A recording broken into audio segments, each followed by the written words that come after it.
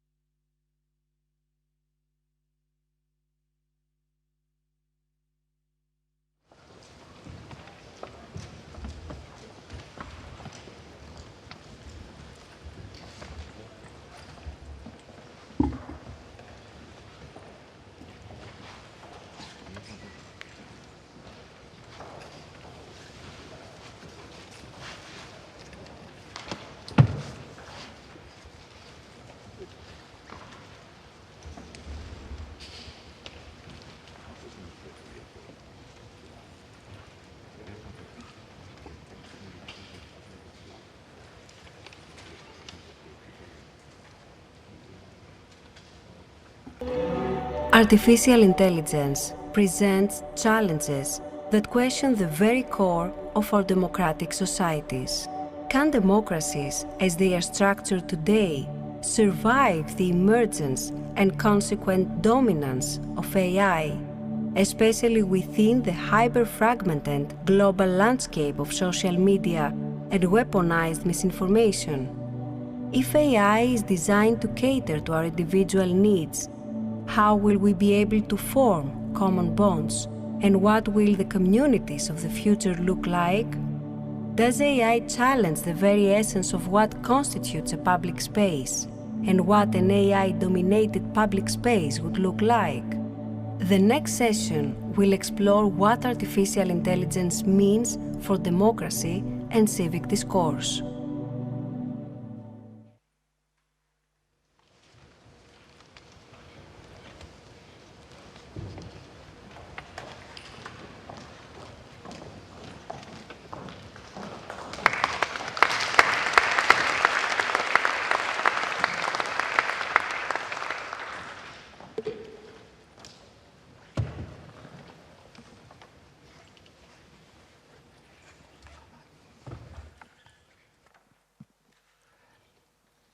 Good morning. What an amazing performance the previous one was. Thank you very much for being here with us today. It's great to spend this Friday morning together with these extraordinary speakers that will share and listen to their thoughts, listen to their ideas about such an important topic, AI, discourse, and democracy. So it's an honor to have you here with us, Mrs. Anja Kaspersen, former director of the United Nations Office for Disarmament Affairs. I'm a bit stressed. Sorry for that. It's an honor to have you here with us, Mr. Zaid Al-Hussein, President and CEO of the International Peace Institute, Mr.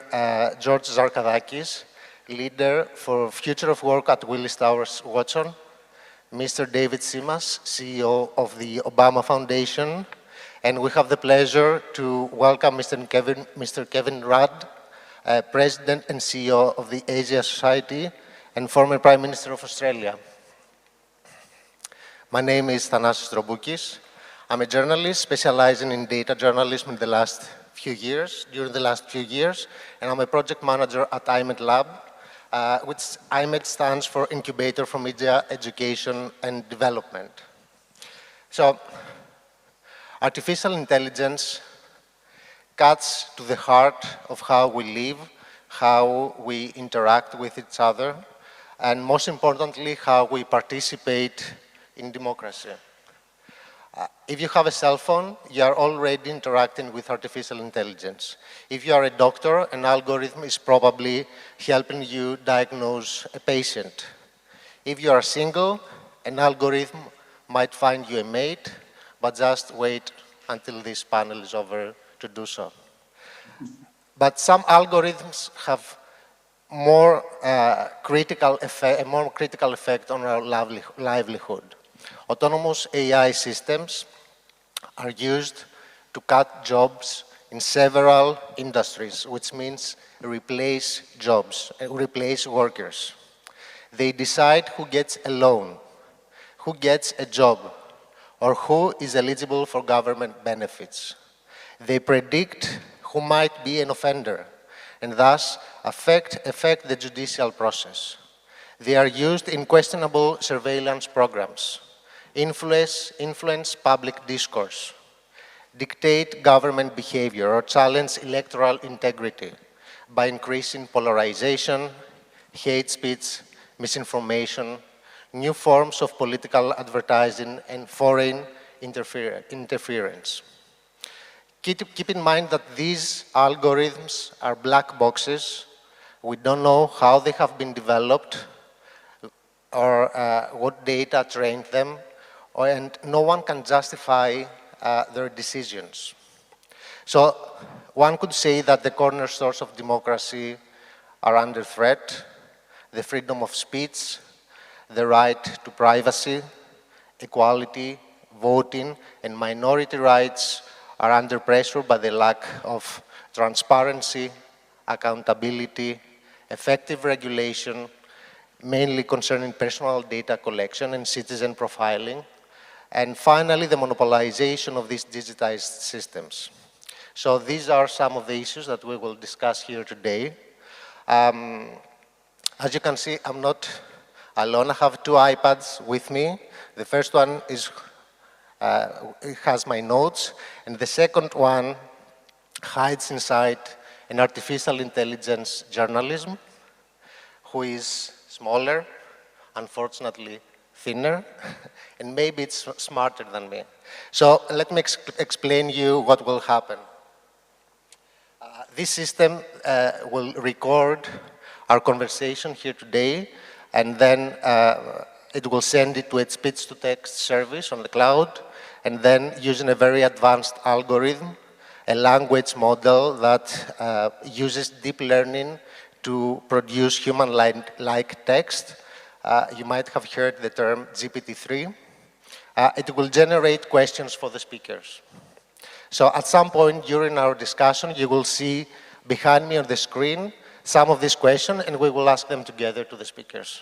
I hope it won't do better than me, actually. So let's cut to the chase. I'll start with you, Mrs. Kaspersen. There is a notion that technology is apolitical. Do you agree with that? So first of all, thank you to SNF and to Stavros and yourself for organizing this. Hello to Kevin, it's nice to see you on the screen. And honored to be here with my colleagues on the panel. We are not going by protocol, by the way, because then I would be going last. But since I'm the female in the panel, you know, I'll get to set the scene, sort of. So bear with me a little bit. So the short answer to your question is no. And there's a much longer answer. Technology is not neutral, it's definitely not apolitical. And an algorithmic technology, a code, may be designed with the best of intentions, but once it's embedded, it carries with it power structures, values, everything that society, you know, brings to it. And that in itself is not problematic, but it needs to be part of the discourse. I also think that we have arrived at an inflection point, and Wendell Wallach is in the audience here, and someone who sort of really took that term, you know, into importance when discussing the biodigital revolution. So we are at an inflection point in history where some of the issues we're discussing in using technology is a theological one. It's not a technological one. It's theological and it's political. And I was listening to Gillian Tett, who's with the FT, introducing her new book, Antrovision, which I highly recommend, by the way. I'll give you a couple of book recommendations while I'm speaking. And she speaks of the need for a different type of AI, anthropological intelligence. And I firmly agree with her, because there is a real risk today that we're not listening deeply enough. And often in anthropology, you listen to what is not being discussed, to the social silences. And think about it, what are each and every one of you concerned about? What you see as opportunities? What is that you don't understand? Are you listening? What is the silence of what is not being discussed? What does it mean? How does it look? And why am I mentioning this? Because there's a lot of social silences right now in terms of the impact on technology on democracy. There's a lot of social sciences, and how does that discourse look like? And rather than continuing to ask what technology we need to sustain democracy, it would behoove us, to start asking what type of democracy will help us to embed, as you were saying, political algorithms, not apolitical algorithms, in such a way that it doesn't produce harm and it doesn't exacerbate inequalities. Are we empowering people to be part of the civic fabric, to truly participate? Do we have systems and decision chains that we can fully trust? So I leave it there now because I know you need to move on to other panels. We come back to this issue of trust and the decision chain, which I think is important when we're discussing discourse and democracy. Mr. Zarkadakis, I don't know if you agree that this technology is political, but I've heard you say that artificial intelligence is an ideology. So a year ago, you published a book, Cyber Republic, which reflects the long-term technological challenges and opportunities facing democracy. and you're outspoken against artificial intelligence autonomy. Can you explain us a little bit? Can you talk about that? About the meaning of autonomy. So I'd like to make a distinction between automation and autonomy. Automation means that you take, for example, a process. A software engineer might take a process and describe it in software, build an algorithm that essentially automates that process. And that's something very predictable. And we've been automating processes since the Industrial Revolution, either mechanically or electronically. Now, the new thing about artificial intelligence, the one that has been achieved over the last few years thanks to machine learning and the statistical approach to AI, is that we have given machines the ability to learn by themselves and take decisions by themselves. And that's the essence of autonomy. So there is a risk around autonomy, and we know that very well because we are autonomous creatures as well. We take our own decisions, we have our own value systems, we decide freely or less freely. And therefore, if we can imagine systems that have a similar ability, then there is a few opportunities. For example, we can imagine a system that needs to operate somewhere remote in a very adverse conditions, and we need to furnish that system with some autonomy, whether it's, for example, in another planet. But we can also imagine risks, and I think the most important risk is that the system is able to set its own goals, ultimately. And that means that those goals may divert from human goals. And I think that's the high risk about system autonomy, that we somehow need to manage. I don't know if anyone wants to make a comment on, you can interrupt me and you can continue. Did you want to make a comment, Mr. Zaid? Or I saw you were ready to say something, but I will ask you, I will come to you right away. So, so your experience covers all areas on which AI has implications, like privacy, work discrimination, human rights, and international peace and security. From where you sit, and given your experience as the former United Nations High Commissioner on Human Rights, where do you feel that AI is antagonistic to democracy and human rights? Well, thank you, Thanasis, for the question. I too would like to thank SNF and Andreas Drakopoulos for inviting me and I think all of us to this magnificent setting for such an important discussion. Yesterday's mulling over these issues was, I think, informative because it sets the stage for many of the points we'll make today. And I thought the presentation by Nicholas Economou was superb in outlining the way in which AI will and has already begun to affect judicial processes. Now, an adjunct, a necessary companion to a functioning democracy, representative government, where a constitution provides checks and balances against the use of arbitrary power, is the conduct of fair trials. Yesterday we heard from Harris about natural language processing. Where compute has taken us, GPT-3 is going to ask us some questions. Recently, only back in June, we heard that the Beijing Academy for Artificial Intelligence has trained a multi-model transformer 10 times the power of GPT-3. And there are those much more knowledgeable than I am who make the argument that the line separating reality from unreality becomes so blurred, so difficult to discern in the form of imagery, in the form of language, given that Moore's law now has been compressed almost to 3.4 months as opposed to 2 years, that you have to worry about the integrity for the conduct of fair trials. And fair trials are the soul of a country. They are the very DNA of whether the society is free of prejudice, whether the society is fundamentally fair. Yeah?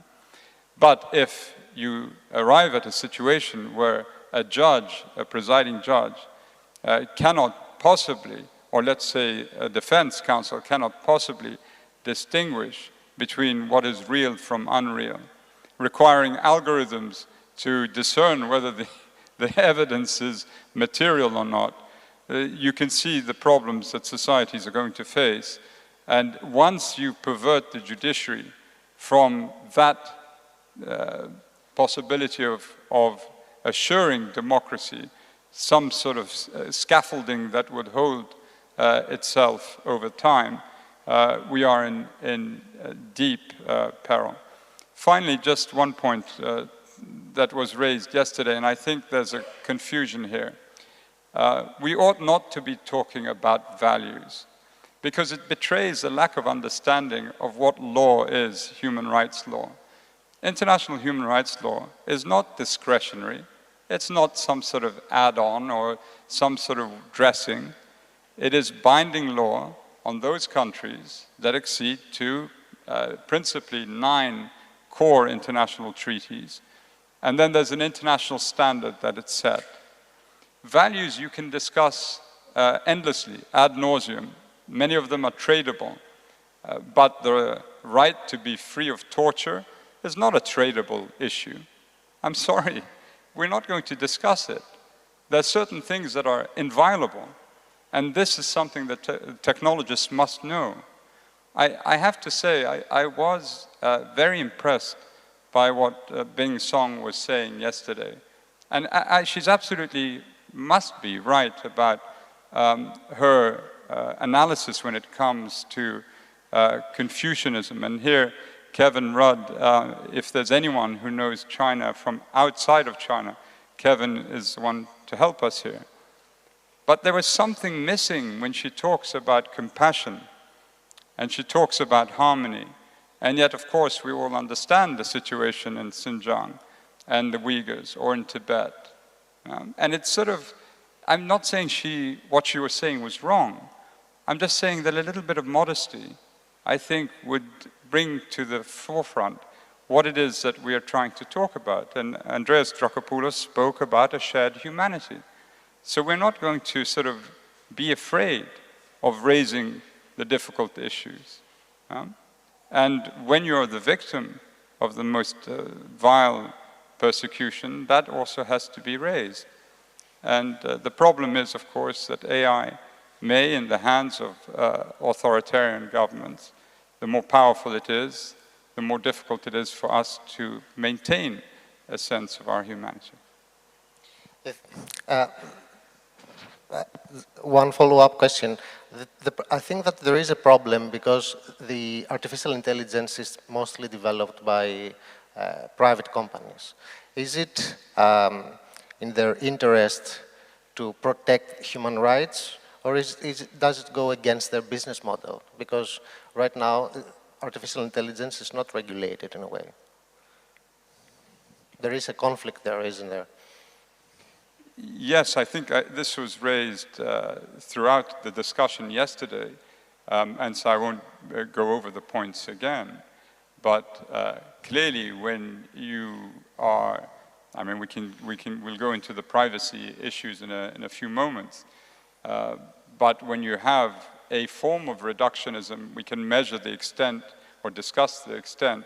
A form of reductionism, it basically qualifies the integrity and the dignity of each human being. And, you know, one doesn't want to stress this point or overstress it. But I remember reading the biography of a very wicked man, Franz Stangl, who was the second commandant at Treblinka. And his reference to human beings was that they were cargo. We brought in so many human cargo. We disposed of so many human cargo. When we no longer are human beings and reduced to cargo or data sets or preferences or consumer this or consumer that, I think we're in a very dangerous spot. And one does need this sort of conference to bring together technologists and I think principally human rights activists of the sort that we heard from yesterday and we will hear from today. Mr. Rudd, I'd like to come to you now. So, do you think that social media and the algorithms that run behind the curtains on the social media have the power to challenge democracy by increasing political polarization and distrust? Or they have nothing to do with, especially with polarization? Because I read in the United Nations report, I think that by Kofi Annan report about the electoral integrity, that the social media increase polarization where polarization already exists. So do you think that the social media may challenge democracy, especially in the future? Well, thank you for the invitation to be with you, and greetings from Australia. Good evening from Australia. The good thing about your conference is that it seeks to grapple with the point which Anya and Zaid have just spoken about, namely what it is to be human, which I think, as she said, is ultimately a theological question, whether we believe in God or not. But secondly, it goes to the question of the human-machine interface, and that is our guiding principle here. And how is that best protected in law, as Zaid was referring to before, domestically and internationally? Of course, at the apex of legal systems lie, in democracies, elected governments. The core argument we're seeking to address here, I believe, is does artificial intelligence and algorithms turbocharging social media platforms, does it weaken democracies? Does it strengthen democracies? And more broadly, does artificial intelligence, through social media and beyond, in fact, strengthen authoritarian systems in a way which they can't believe their luck? Given that if Lenin and Stalin had an ability to produce social credit scores in Petrograd in 1922, I think we would have seen a few differences in the evolution of the Soviet Revolution. And certainly Brezhnev and those who sought to stop Gorbachev would have evolved a different Soviet Union as well. So let me just make two comments then. Within democracies, where does artificial intelligence hit the political class in the face? One, political decision makers, and I've been one, are overwhelmed with the volume and complexity of what's before them. The debate about climate change and sustainability, the debate about employment arising from technology change, the debate about pandemics, the debate about national security, and now this meta debate about, frankly, artificial intelligence and the question of autonomy, human autonomy. So, if I could be so bold as to speak collectively on behalf of the global democratic political class, it's that there's a sense of being overwhelmed by this. But at the same time, there is a sense that what is needed, in democracies at least, are standing parliamentary commissions with a brief on a bipartisan basis or multi-partisan basis to analyse the latest assaults of AI on humanity, the latest advantages being delivered by AI to humanity, and to therefore respond and tailor our systems accordingly. Within our democracies, the decision makers are overwhelmed. Voters are being manipulated by algorithmically driven social media.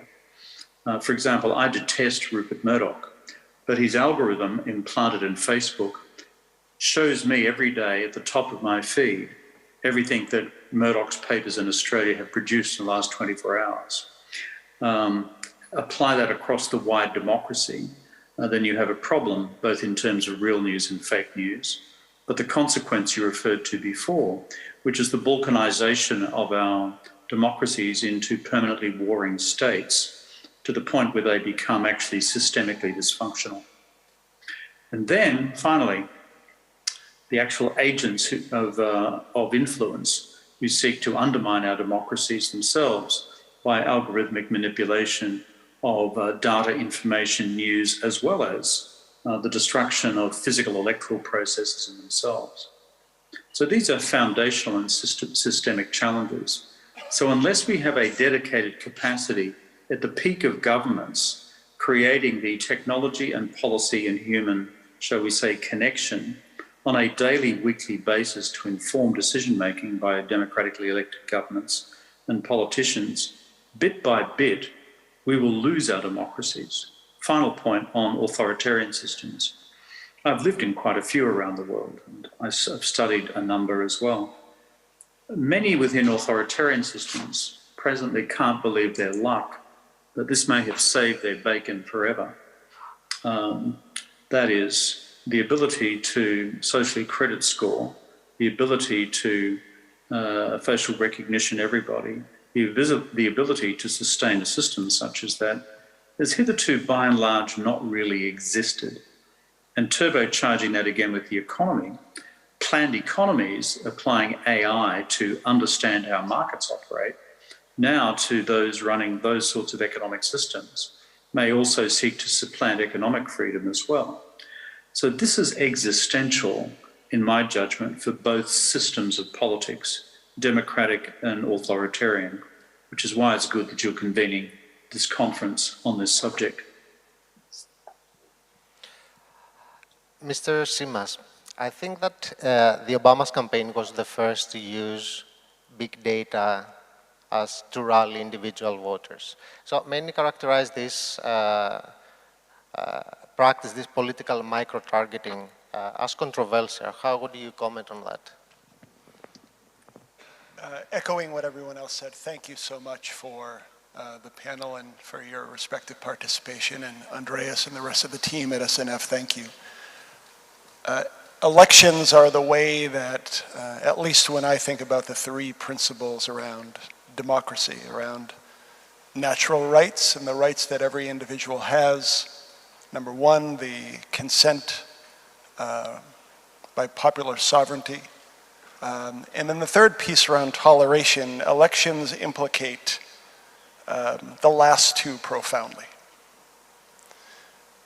When we began the Obama campaign, I want to focus on the re-election because it was a very different world from a technology perspective.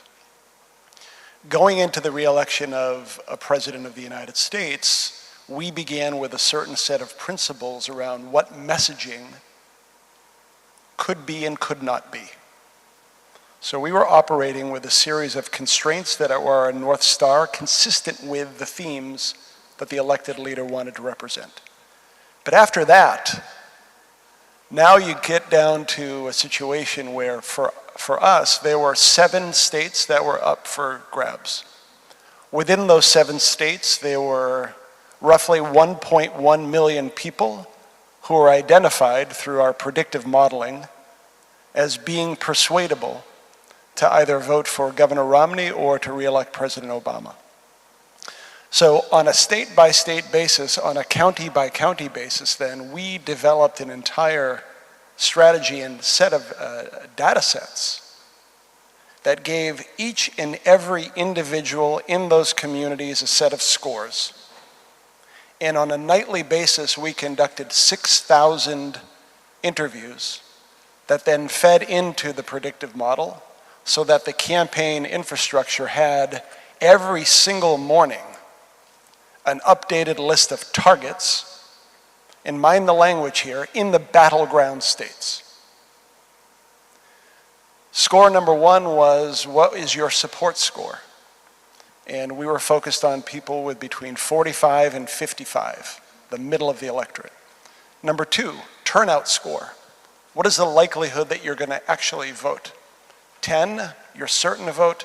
1, you're not going to vote. And that will dictate the efforts of the organization. Number 3, and for me most importantly, persuasion score. And what is the issue that will move you? And so you can imagine now for each and every state with the entire infrastructure with 2 million volunteers spread throughout the country. Essentially, we are trying to match a specific voter in a specific household with a specific message to either now, here's where it becomes complicated in terms of governing. Do you present them with an aspirational message, a reason to vote for your candidate? Or do you present them with a negative message, a reason to vote against the other? Time after time after time after time, validated by the qualitative research that was occurring at the same time, the messages that were negative were the ones that moved voters, both in terms of persuasion and in terms of turnout.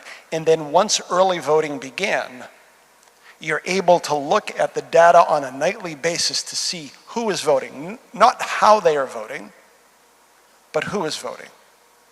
And so, now again, the reason I began with the principles, there were numerous times where there was a message that we had tested that was so critical of Governor Romney, but it could have been any candidate, that ran up against those fundamental principles of message in the way the president wanted to present himself. And in those instances, again, the decision had to be made. If we do X, we believe with as much certainty as you can that we're going to increase our votes, but it runs against the very purpose that the candidate put forward. And in each one of those instances, that rigor and the discipline prevented the choice of going down that path. Now, final thing I'll say on this piece is, if I'm Governor Romney's team, they can hear me talking about the virtue of our principles. But in a conference with them afterwards, you can imagine the anger and the frustration about crossing a line, about misinterpreting. And the one thing in the conversation back and forth that goes to the heart of this discussion and what Prime Minister Rudd was talking about in terms of what elected leaders are faced and what democracy a threat is. The messages that animated anger, fear, resentment were the ones that moment after moment after moment actually drove you to a way that you could see yourself winning an election. But in so doing, you have created an environment for governing that is perpetual internal campaigning and warfare in a way that is damaging to democracy. Yes, Mr. Zargadakis. Thanasis, I'd like to comment on a reflection of what Martin and David just say, and maybe propose something that is a little bit heretic here. Okay, so bear with me for a moment. I would suggest that we don't live in democracies. We live in constitutional republics. And the big difference is that those constitutional republics, the design of constitutional republics was to defend them from democracy. Democracy means the rule of the people, and clearly the people do not rule. What happens is that we elect leaders to rule for us, so we have leaders ruling by permission. And we have constitutional law as well, which is extremely important for the protection of rights. So that's the world we live in. And what has happened is that the internet happened, okay? And the internet is not just social media. It's a new universe where people can have conversations and discourse. And what happened with the internet, I would suggest, is democracy, the real messy, horrible, horrendous thing called democracy that constitutional republics were trying to defend from for the last 200 years, happened. Okay. So now, this clearly is a threat to the constitutional republics. It threatens the way we govern our societies. It threatens people's rights. The founding fathers of America that built the Constitution, and clearly, political thinkers in Europe that thought of constitutional laws were trying to defend from exactly this thing called democracy. Okay. Now, how do we deal with that? I think the way we're trying to deal with that is problematic. Because again, listening to other people talking, it seems to me that, our mindset is to try to sort of defend constitutional republics from democracy with a top-down approach. Right? And I think that will clearly fail. It has failed. So what do we do? How do we manage people talking freely with each other, being influenced by all kinds of ideas, having AI thrown into the mix, and amplifying misinformation, how do we deal with this tremendous mess, okay, that clearly attacks our constitutional government, okay, and is tearing up our societies apart? How do we deal with that? So here's my suggestion, right? We have to look back to history perhaps and see the one instance where this system of government called democracy was actually in place. And the only instance was here in Athens in the 5th century BC, where there wasn't any higher authority. The Athenians didn't have the Roman system of government. Our constitutional government is, in fact, an iteration of the Roman Republic. They were ruling themselves. So I think it's important to, instead of, throwing classics out of the American universities, introduce classics into American universities and other universities, and trying to see how did these guys actually manage not to tear each other apart? How did they manage to reach consensus, especially around truth? What were the tools that they used in that bottom-up society in order to be able to have harmony and political stability? And I think if we did that, maybe we come up with some more effective strategies from the ones we have right now. So that's my 2 pennies for the panel. Okay. Yes, Mr. Zaid. Well, listening to Georgios, you make a compelling argument. One doesn't have to go back to ancient Greece. You can argue Switzerland as a country run by referenda. Almost everything is subjected to one, and it's almost sort of direct ruled by the people. And the Confederation has held together for 150 years, and they haven't gone at each other. But I think Kevin's point is a critical one. It answers the question raised yesterday about the inability of politicians to understand the tech world and the inability of the tech world to understand the world in which it operates. And so somehow you must be able to create parliamentary commissions, as Kevin was saying, well informed by a multi-stakeholder approach where a proper analysis is given to anticipated outcomes, given, as I was saying, that when it comes to transformers, Moore's law has been compressed. And I've seen this in a very small sort of scale where I was fortunate enough, and perhaps I'm betraying something I shouldn't, but I'm working with the FIA, and I was attending a Formula One race a few weeks ago, and they were sitting there, the FIA, in an informal discussion. I wasn't in a formal discussion, discussing the regulations for 25, 26. And in trying to imagine where material sciences are going to be in 3 years' time, fuels, rubber compounds, aerodynamics, and regulate ahead of the curve. It's quite amazing, because people will tell you, you can't do this with technology. You have to allow the technology to breathe, and then you come with the regulation. Well, not always. And it's small scale, and it's different when compared to AI, but it's not impossible, and it can be done. Mrs. Kaspersen. So I was just reflecting on what my colleagues were saying here. So I'm from the Arctic, so we relate a lot to fish and water, as many Greeks do as well. And there's a saying that fish cannot see water.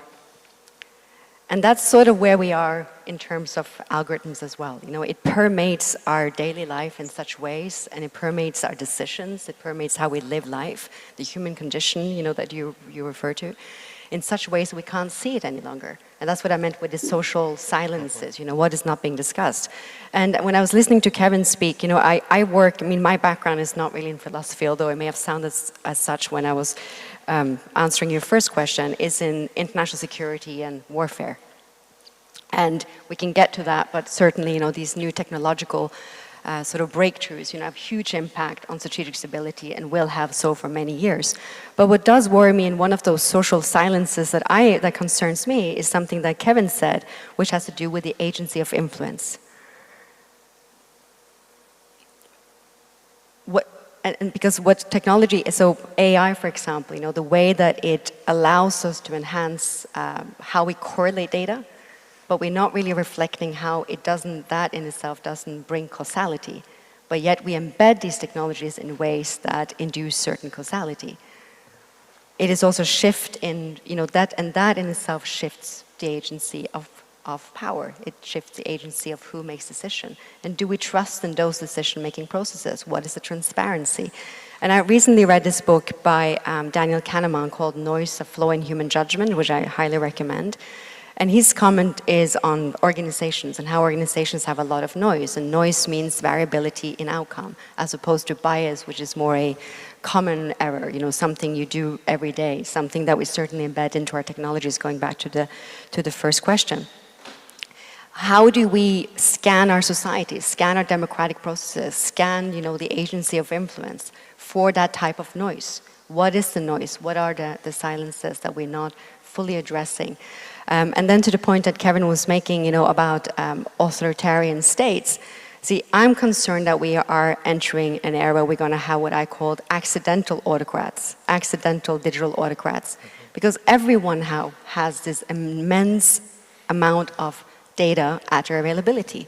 We have analytical methods. We have methods that will allow us to scan through this and again, induce causality, where we're essentially what we're doing is correlating data. And how do we use that, and the temptation of using that, even in the most democratic of states. And we have seen examples of it, but we're not having that discourse. It is still, in my view, a bit of that social silence that is going on about what happens when it's available to you, but you may not have had the discourse that allows you to manage it in the best possible way. So I have some questions from the GPT-3 system. I don't remember now its name. It's the Questionator 3000. This is the name of the system, which is interesting, actually. So it says, I think you have answered most of them. Can artificial intelligence be used to oppress people? I think Mr. Rudd also said that, and you just touched upon this issue. And what are the ethical implications of using data to identify persuadable voters? Mr. Rudd, I don't know if you want to comment, to reply to sure. the GPT-3 system. Let me respond to it in a way which tries to also respond to the comments before by both David and George. I haven't studied Periclean Athens for some years, but it was on the Australian school curriculum. And to think about the Athenian polis of about 5,000 adult males is that it did have a certain scale. And secondly, on the question and the method by which they established kind of truth in politics, that I think you raise is a fascinating question. But let me hazard a thought as to how they may have gone about it. Even prior to David Hume, there was something called empiricism, and that is facts which can be established by empirical method. B, even before Descartes, there was a system of logic and reasoning through which facts were assembled in a particular manner in which to advance an argument or a proof. And then C, you then have opinion, political opinion, theological opinion, which introduces the question of values and the weighting of rights and wrong.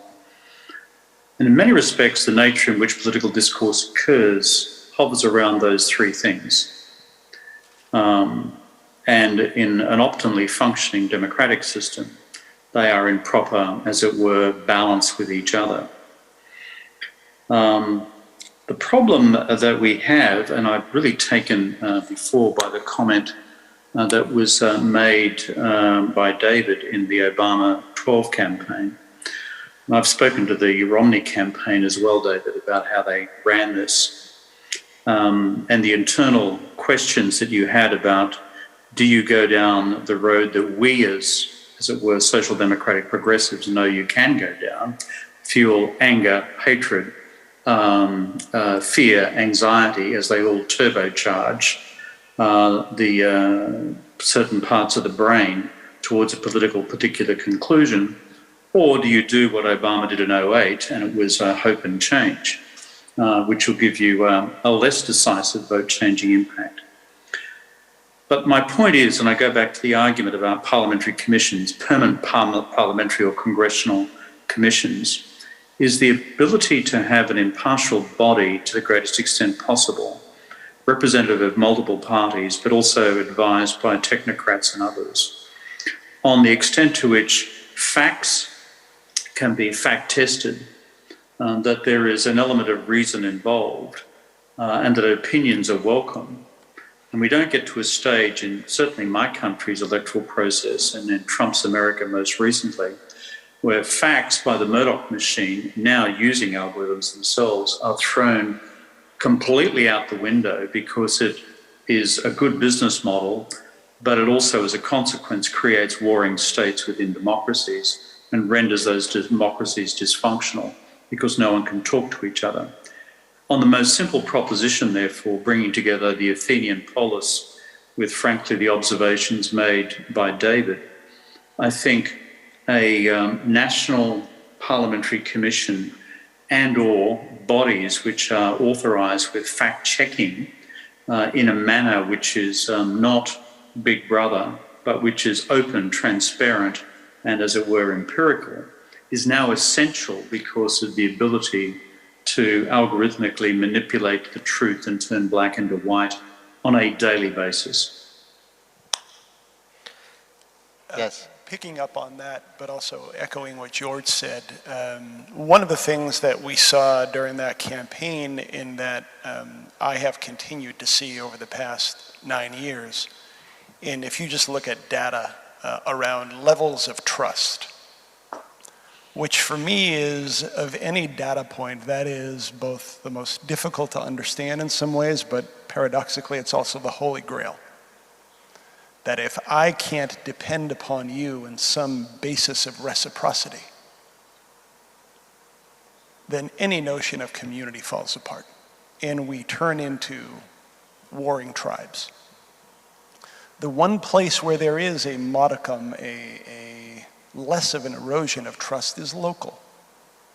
And there are a variety of different reasons for that. You see that across race, across faith, the proximity that an individual can have with another moves the person out of an abstraction into a tangible human being where I can hold a multiplicity of things in tension. Yes, I disagree with you on X, but our children go to school together. I know you, or people like you. So, while it is, in my opinion, also having served in the White House and seen the daily deluge of challenges that a leader faces, so a congressional or a parliamentary commission, I agree, is essential.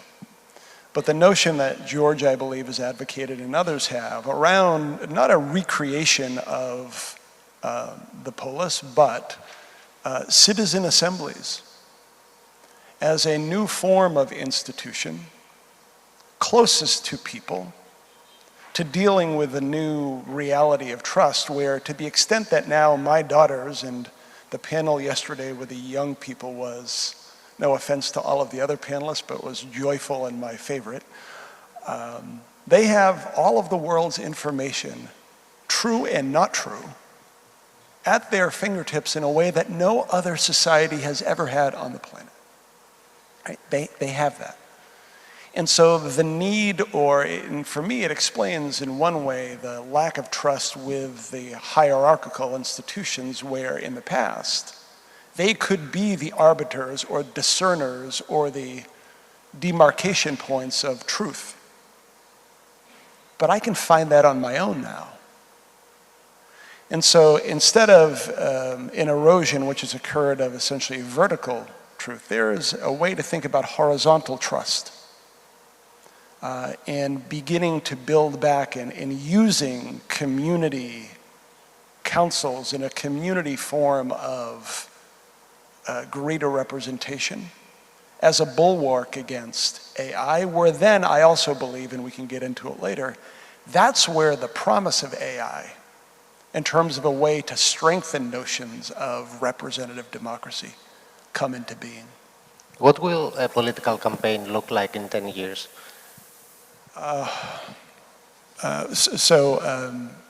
Again, for me, these are tools, and there are choices that you make. And so I will give you an optimistic And then I will give you the pessimistic, and I won't say which I believe is most likely, because I don't know.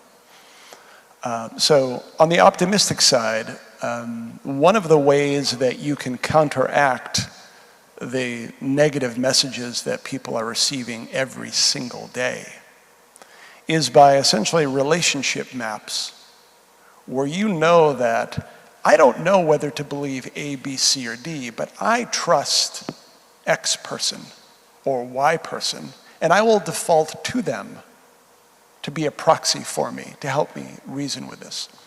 There is a wonderful way to construct relationship maps in a positive sense, where actually now campaigns don't become a disjointed, I am sitting there in isolation receiving these messages and then acting in a way that just doesn't feel good, and it doesn't give me a broader sense of community.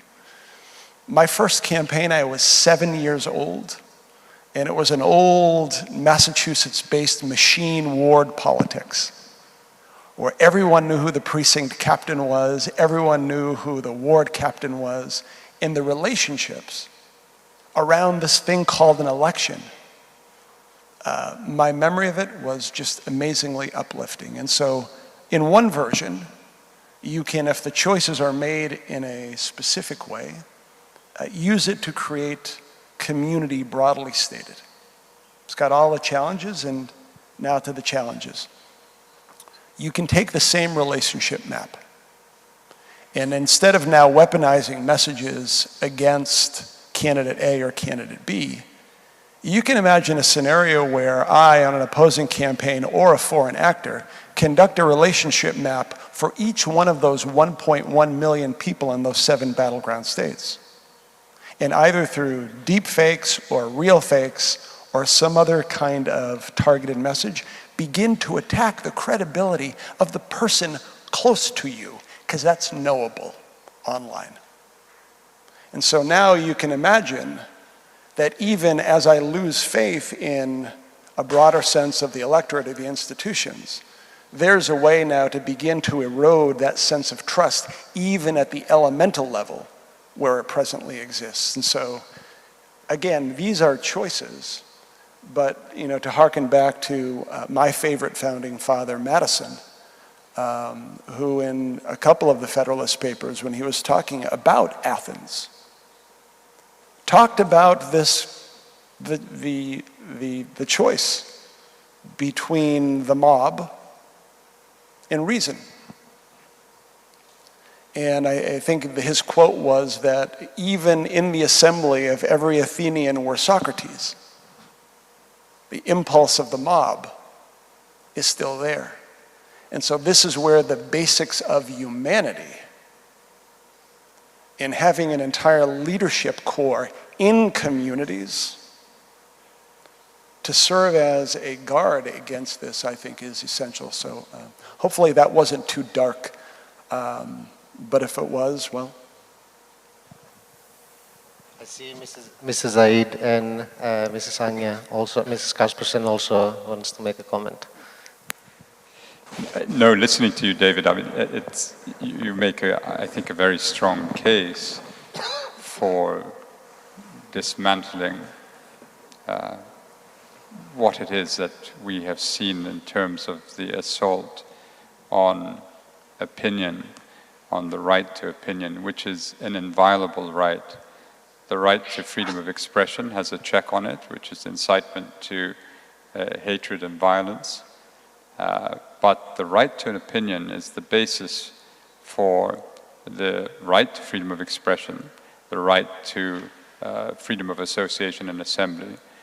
And as we heard yesterday, the way in which that opinion is being curated, buffeted, undermined through the use of algorithms which force us down little rabbit warrens, is something we need to, think about how to remedy. And I think you've provided the way, and you're clearly invoking also the thinking of Amin Maalouf and Amartya Sen in terms of identities. It's just that the pace at which AI is advancing. And especially when, as we said yesterday, when listening to Harris with natural language processing, it's so fast, and so can one be triggered to sort of counterbalance the other and the effect. And I think if we think more closely, in terms of how we use the mechanisms that Kevin is putting forward, in terms of the sort of remedies that you'd have to create at a local scale, then maybe we have the way to approach this. But I also wonder, maybe this is entirely anecdotal, but human boredom is a very powerful force in the human experience. It's what drives professional sports. It's what drives entertainment. We are a bored species in need of stimulation. And so social media, I wonder whether or not it's seen its high point, and people are just getting bored of seeing cats jump out of baskets and someone falling backwards or whatever it may be. And it's going to pass. What's dangerous is that there's a lot of the world that's still not yet connected. And as you were saying, George, you have to separate the internet from social media. And the companies will move down south to harvest all that data where the regulatory regimes are very weak. And at least in the global north, there is a deepening concern about privacy rights that doesn't exist elsewhere. And there one has to be very careful. But this has been a highly stimulating discussion. Thank you. I was reading this quote the other day, so I brought my iPad because I didn't remember it correctly. So it's Brian Cox, who's a renowned British physicist.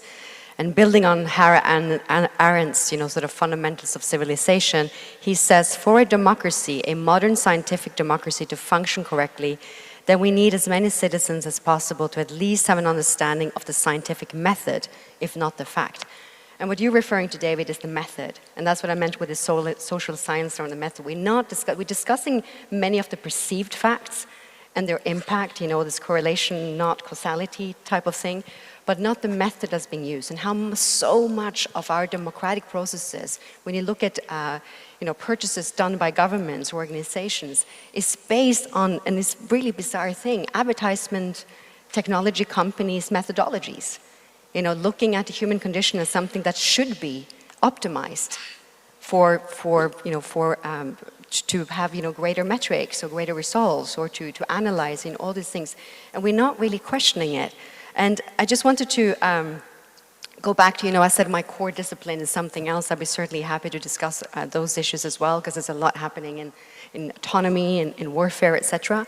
But I mentioned initially this issue around anthropological intelligence. To really try to listen, to hear what is not being discussed, what is being sometimes purposely kept aside, but also to understand that where we're coming at this, where we're coming at understanding the human condition, where we're coming at understanding our security, the risks, the opportunities, will be wildly different from where you're standing. I used to be with the ICRC, so the International Committee of the Red Cross, and we put a lot of effort into understanding how differently does digital security, the impact of AI, the use of predictive analytics, the use of biometrics or psychometrics, which David was speaking about, in analyzing very vulnerable populations in very vulnerable contexts. And it looks wildly different. If you are, I used to live in Geneva, and I used to use an example. If you download Uber or any other type of app, I'm not singling out Uber, on your phone, the parameters of what type of risk you take in terms of your digital avatar, your digital self. But if you are forced into that in a context where A, you cannot really speak up because services may be taken away from you, or 2, used for purposes of oppression, or 3, it is your way out, because what we realize is that back in the days, not that long ago, 10 plus years ago, people were thinking about their health, their safety, and getting food. And all of a sudden, we had this whole new phenomena where the first thing people asked us when they came to camps to stay safe was Wi-Fi connection and chargers. And there's a whole cyber component to it in terms of, then being compromised when you're charging, etc. But we'll go into that. But really thinking about how I feel right here and now might be very different from someone else, but it's the same algorithm. It's the same scientific method that Brian Cox refers to, which we're not discussing properly. And then just one more point, which is, as I come from, I said, the arms control space. And there's a very famous story, some decades ago, where we averted a nuclear war. And there was this name called Petrov in Russia, and there's been, you can look up the name, you'll find all kinds of stories about him, and how he, as a young commandant then in Russia, managed to notify or to give the advice not to do a counterattack when something that was perceived to be a nuclear war was happening from the US in this case. When he was interviewed about this many years later, he kept saying to the journalist, or the guy who was writing a book about him, says, no, I was just the right man at the right time. So it was not, he didn't celebrate this as, like he took this massive decision. The difference is that I was the right man at the right time because I had a training to put together the data that was presented to me at the time, where we were in terms of the twilight zone in the day of time, the faults they knew were gone into the code that was underpinning the radar system that was used. He put all of that data together, including all the social sciences, trying to eliminate as much noise as possible, and then said, it can't be. But the other people that served with him in the same room did not have that technical expertise that he did. So why am I mentioning this story? Because it's a very famous story when you speak about arms control and nuclear security, etc. But it's that's where we're not investing. We're not investing in human skills. We speak a lot about human and machines, but I meet with companies, I meet with governments and organizations, and where I see it lacking, whether they are deploying this in defense context or they're deploying this in simply optimizing their customer numbers, there's very little investment in humans, in actually interacting with machines in a way where we actually understand the scientific method and not get blinded just by either the causality of facts or otherwise. So anyways, over to you. Mr. Rudd, I know that you don't have much time to stay with us, so I want to ask you a question about the geopolitical implications that you see rising from the AI duopoly between the US and China. And then, Mr. Zarkadakis, I'll come to you. Yeah, there's a great technical debate about how far advanced China is in artificial intelligence. If you read Kai-Fu Lee's book and attend his seminars, then he will have China co-equal with the United States at the moment. If you read others, it's not as clear as that.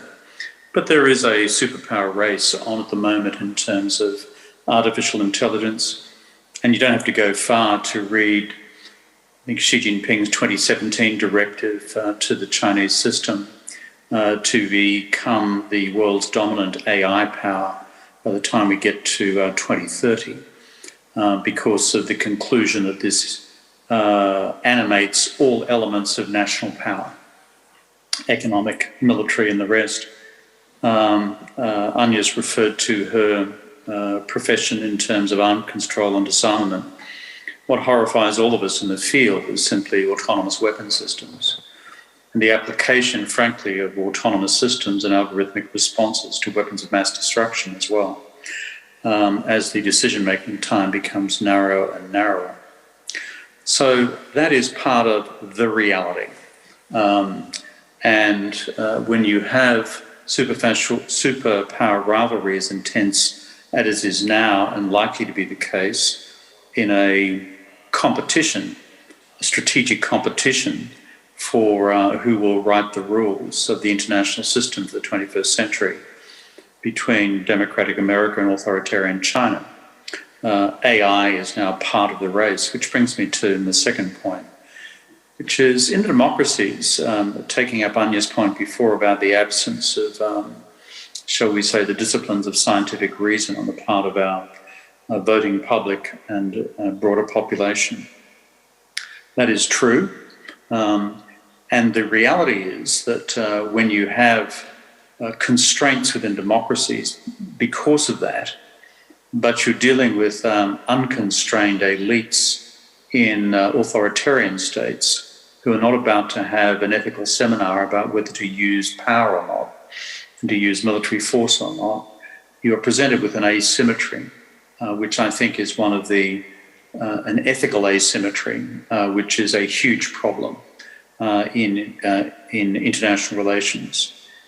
And thirdly, it mirrors the domestic problem between what I would describe as, and you would expect me to say this as a political partisan, but a few of us around this table are.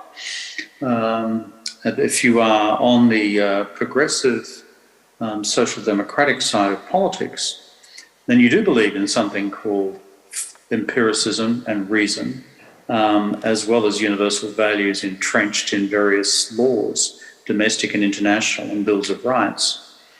But let me tell you, the far-right demagogic world understand intuitively and experientially that none of that scientific method works for them, which is why they're circumventing it, led by people like Murdoch, who circumvent deliberately reason and fact in order to go straight to the amygdala and emotion in order to secure far-right conservative elections around the world.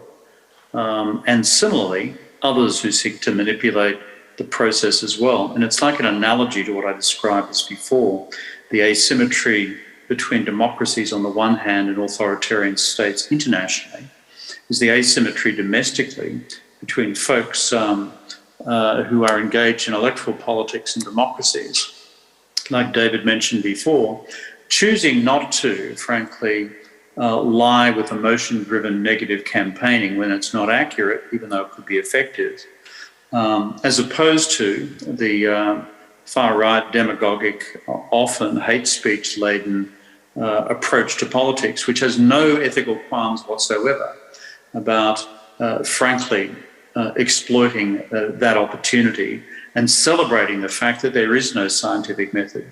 In other words, you're entering a boxing match with one hand tied behind your back. That's part of the democratic political dilemma. Mr. Zarkadakis, how do you see this race between the US and China? You want to make a comment first? So a few thoughts about China, right? Well, it's a very complex issue. So let me just share a couple of observations. I think one of the most successful things that China managed to do is use technology to completely separate the political system from the economy. So you have a free market capitalist economy where people use the internet, use all the services, all the internet services to the maximum degree for the maximum outcome. And at the same time, you have this firewall that guards people from information, right? So you have like a really peculiar situation there where the internet is controlling information, but it's not controlling economic activity. And I think that's key to China's success until today. Anyways, we'll see how that evolves later. Now, how we kind of like engage with China, you know, and say we, the West, we've been engaging with China for a number of decades, hoping that China will be integrated fully into the liberal world. Clearly, that's not the case. And what worries me now, it's a very sort of polemic Cold War narrative that is emerging both from Washington and increasingly so from Europe. It worries me a lot because my personal opinion is that we must learn how to live with China and collaborate and keep cooperating with China. I can't remember the name of the historian, unfortunately, but he wrote a very important book called Thucydides' Trap, trying to perhaps analyze the antagonism that emerges right now between the West and China. And what this trap means is what happened in the Peloponnesian War here in Greece, where Sparta became anxious of the emerging power of Athens and preemptively attacked Athens. So I'm worrying that, you know, if our mindsets become so focused and obsessed with China, we may not be able to avoid an actual sort of conflict with China, which will be, I think, catastrophic for the human race. So when it comes to AI, and I'll just finish with that comment, if you've asked me a few days ago, I'd say, you know, the Chinese clearly have no notion or care about privacy. But apparently they came up with a privacy regulation just a few days ago that's completely confused me. So I need some time to process that and understand exactly where they're going with it. Well, I think you'd have to qualify it. Maybe the privacy of the senior-most members of the party are is the only privacy that is safeguarded. No, I think what's most worrisome is that we have a sense that we're fast moving to a condition of lifeboat Earth, where for the reasons that Kevin said at the outset, the compound effect of all these crises and our singular inability to really deal with any one of them, from loss of biodiversity to the conclusions of the IPCC, the Intergovernmental Panel on Climate Change, only a few weeks ago, to the issue of arms control, largely the failures of the Non-Proliferation Treaty. Indeed, if you look at almost everything we do, we start off really quite well. We put together an instrument, we then have problems implementing it internationally, and then we never actually round it out. And so what happens is that these problems just build. And eventually we get to a condition where we are a lifeboat just hoping somehow to continue. What is, I think, frustrating for those who are entangled in the geopolitics of this world is that we don't need almost a crisis that is being created by technologists and adding to our woes. And rather, as was said yesterday, than helping us, helping us understand in a way that we haven't yet, the intersection between climate change and the geopolitical tensions, what wet bulb temperatures mean in critical parts of the world where you could easily have a grid failure and then, as has been pointed out by a number of people, 20 million people die over the course of a very significant heat wave in the not so distant future. And at what stage do we basically say enough? We are not now reaching a point of some sort of existential moment, and we need to change the competitive instinct, the commercial desire for profit, into something that will allow the species to continue and not to destroy itself. And I think at that stage, the questions will be many and the answers will be few, while the questions are, and the answers are still few, but the questions are there, but still the path to resolution could be perceived is the point at which we need to now think of how to solve them. Yes, please. I couldn't agree more on this, the compound effect of crisis. And, as I mentioned Petro, so what's going to be the Petro moment in the bio-digital era, right? And who's going to call it out, where would it happen? And there's a lot of, what-if scenarios. And I love that Kevin managed to weave in even brain-machine interface, brain science into his comments when he was referring to the amygdala. And that's one thing, there's another development where AI, of course, plays a key role in terms of it being a feature role that allows us to do new things with also existing technologies. But it's how technology can amplify this sense of othering, us and the others. And he was referring to, arms races, etc. And a lot of what's happening in the technology space is also perception of capability. So it's not real capability as we have been dealing with in the past, which is also in the strategic area. It is very important to also have a new discussion on what does deterrence mean in a strategic era where simply the technologies that we're talking about cannot be viewed in the same way. They're not tangible in the same way. They have deemed qualities that we haven't even started discussing. Just one final comment, which I think is important to mention, and this is, how we are all becoming more digital. And we are all masked up, we're taking our measures, we've been vaccinated, we're in the middle of a pandemic still. But what has the pandemic done with our digital presence? What will it do to our democracy? That's something we haven't really discussed on this panel, but we certainly can continue discussing it after. I was really struck in March last year in the FT, Satya Nadella, who's the CEO of Microsoft, had this opinion piece where he wrote about how, it was in May, where he wrote about how the pandemic had impacted on the Microsoft's business model. So this is easily, you can easily find it online. And he says that Microsoft experienced a growth, an acceleration in their product line equaling 2 years per month. Now you do the math, how long we've been in this pandemic. Have there been the same level of investment in educating us on what that means for our civic duty, what it means for our civic fabric, what it means for notions of deterrence, what it means for all of those things. I can't say that it has been, right? But that sort of op-ed sort of just slid under it. And when you think about it, we are experiencing an acceleration of digital transformation of our lives that we are not set up to. Our kids have been homeschooled this whole time, you know? I mean, schools have been closed down, so they certainly have not been given that right impetus on how to engage in an era where I said fish can't see water, where we can't see it anymore. And that, I think, is one big issue to be discussed, you know, to have a discourse on, to think differently about democracy as we go forward. So, we have all been digitified, definitely, because the AI journalist wants to ask a few questions. I think, Mr. Zarkadakis, this one is for you. How will artificial intelligence impact the future of the workforce? And the future of the workforce impacts democracy immediately, right? So, Thanasis, I think I heard the question being, how does it impact the future of work? Is that right? Because it has a little bit of echo. Yes. Okay, all right. Huge question. Is that the AI is asking this? Yes, this is a question generated by the GPT-3 system. How will artificial intelligence impact the future of the workforce? It has some other interesting questions I will ask you later.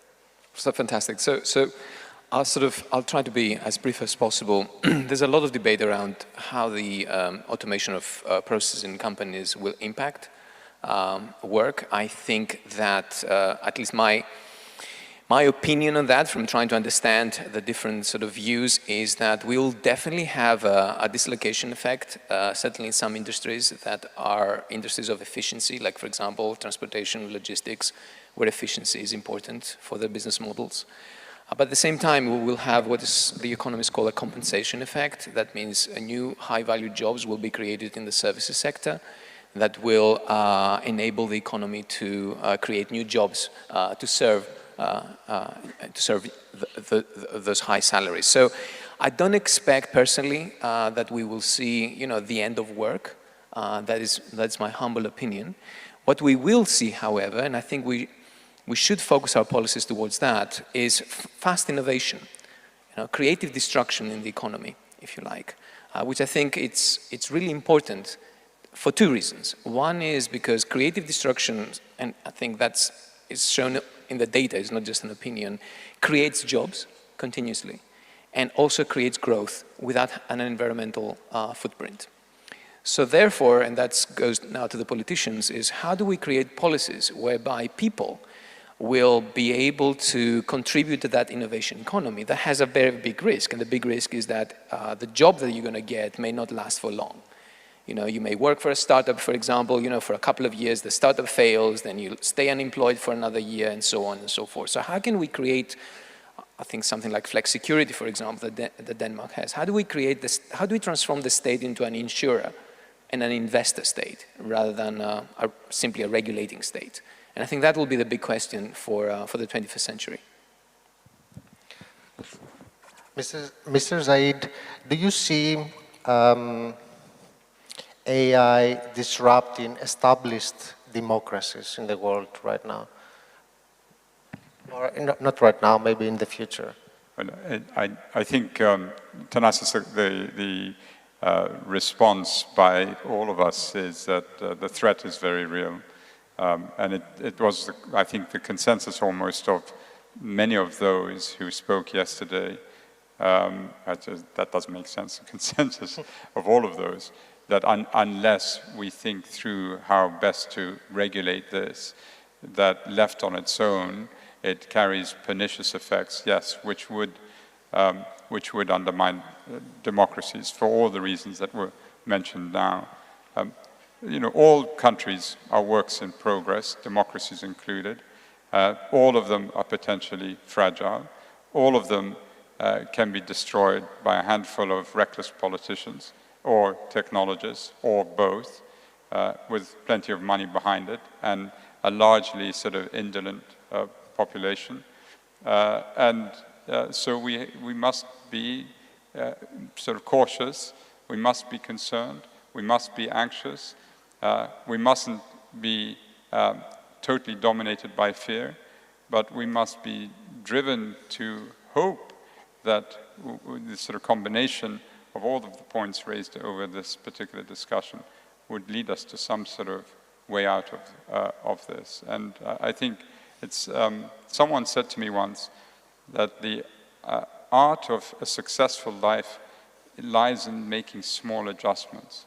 So not overreacting, but small and purposeful adjustments of the sort that were raised here from the parliamentary commissions with expert advice, stakeholders, working at a local level, thinking about the past, thinking about how we empower, train our citizens, think about the workplace and what it means to have a dignified life and dignified work. Yep.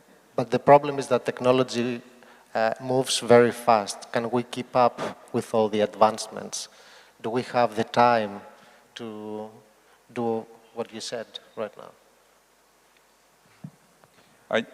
It does, I think, worry all of us. A few years ago, I spent 2 weeks in Silicon Valley.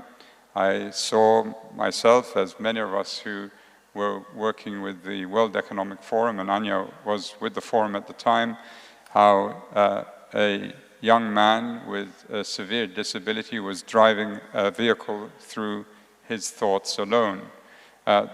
After that visit, I went to Libya, to Tripoli, where there was a government, but essentially the country was dominated by armed groups. It was extremely violent, and no institutions beyond the ministerial buildings I went to.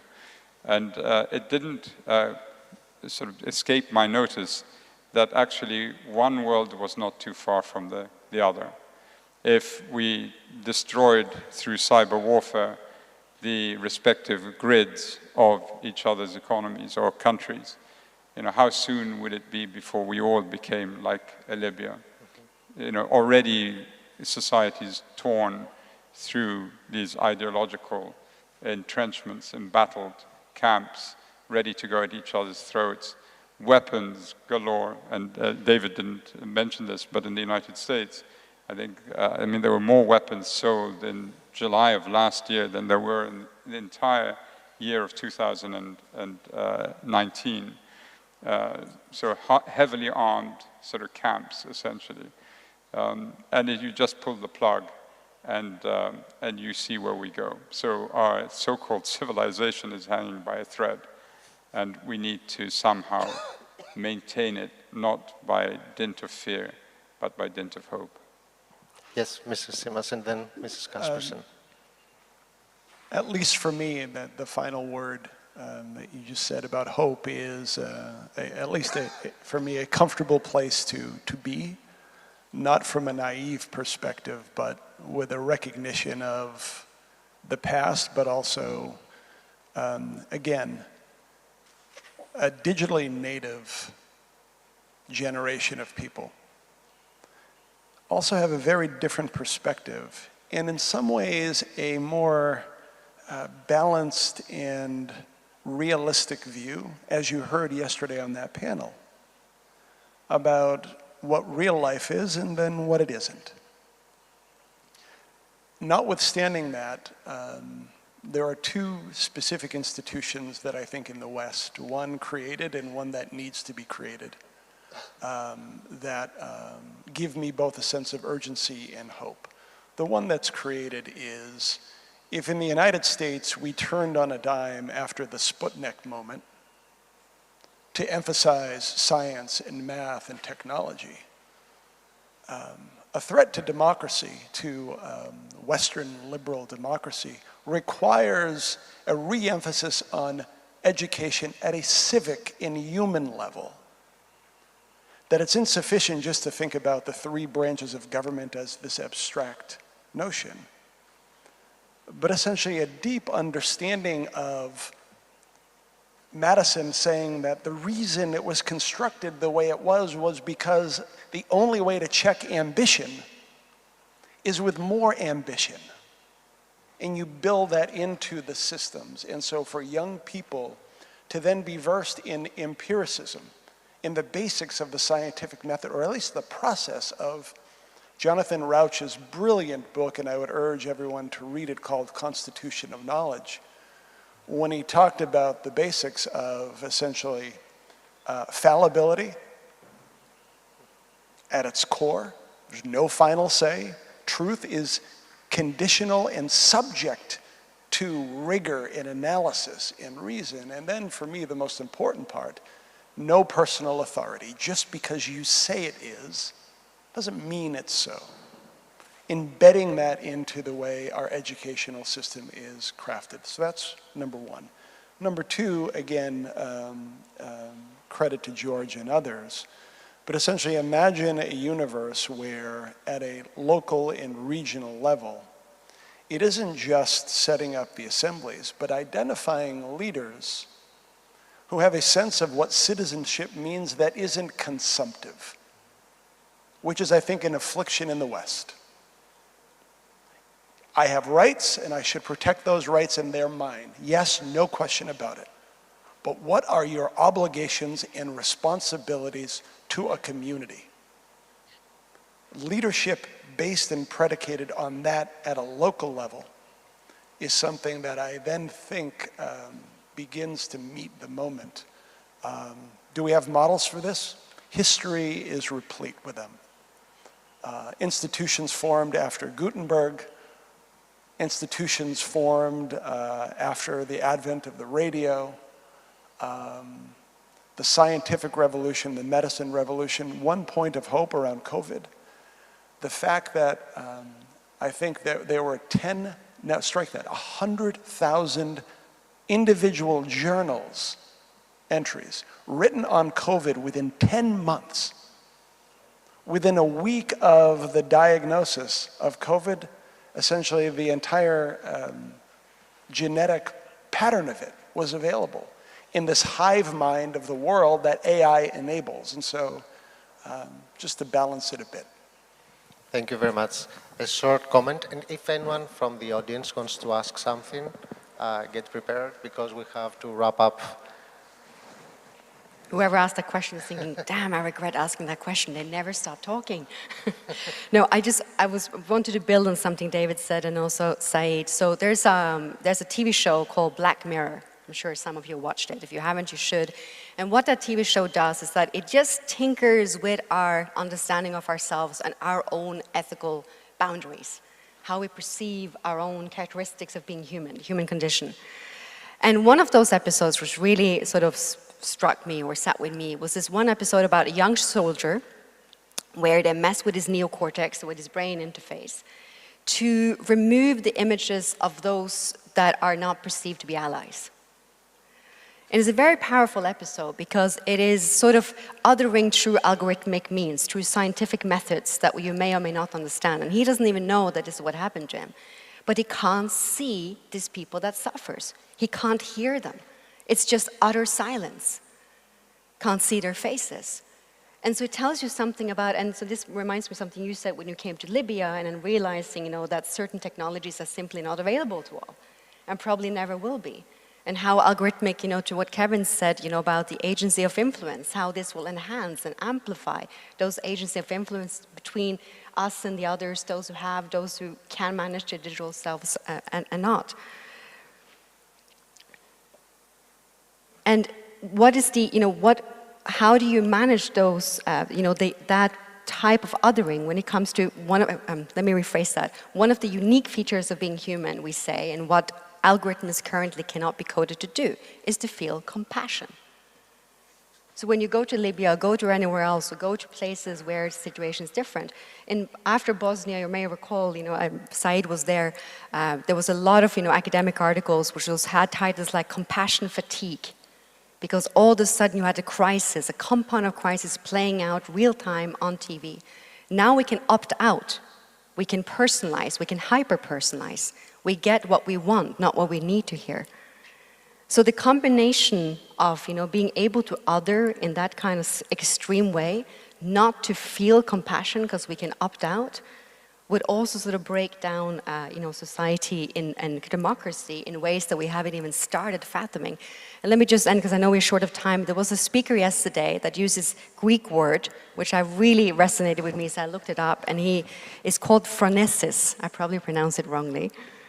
But when you look it up, it means, it's essentially being the alchemist, like alchemist of human conditioning. How can the alchemist of meaning? But it refers to practical wisdom, prudence, and practical virtue in our lives.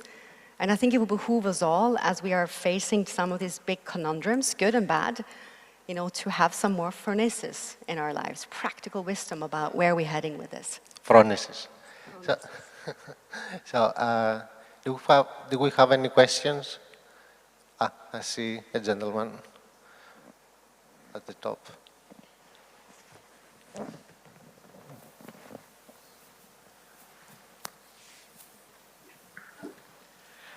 Thank you for the very nice discussion. My projection for the future, as we read in the, let's say, books and the references and all texts, is that artificial intelligence will reach at some point what we call singularity, where it will have a self-consciousness and it will not depend on humans anymore, will take autonomous decisions.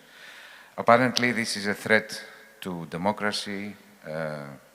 And what do you think about that, and how can humanity, let's say, tackle this, this issue? Thank you very much. Thanasis, can I pick this one up quickly? Sure. Okay. So, first of all, you're absolutely right, the way you describe the narrative. I'm just going to go back a little bit on in the time of genesis of artificial intelligence, which I think is really important to understand. How come we have this debate now?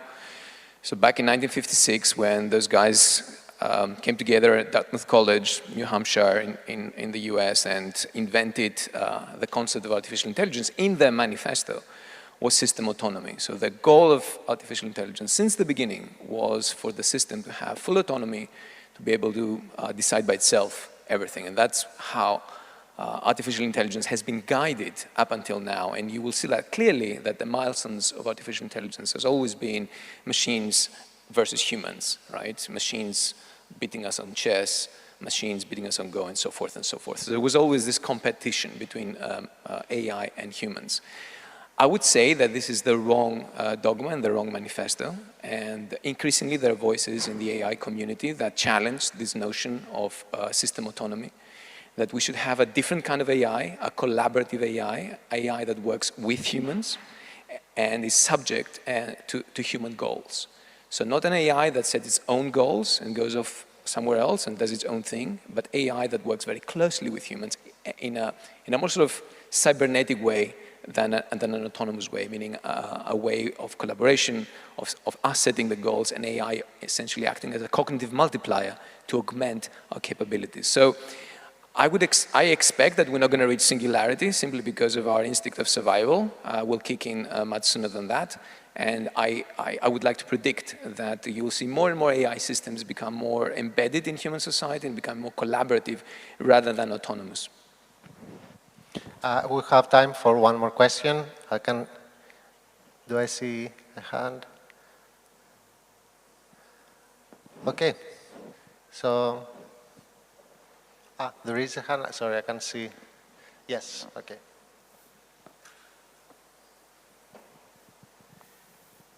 As I listened to the discussion, there was one thing that I kept missing, and that was what I think is this new class structure that artificial intelligence and digital literacy has created in general.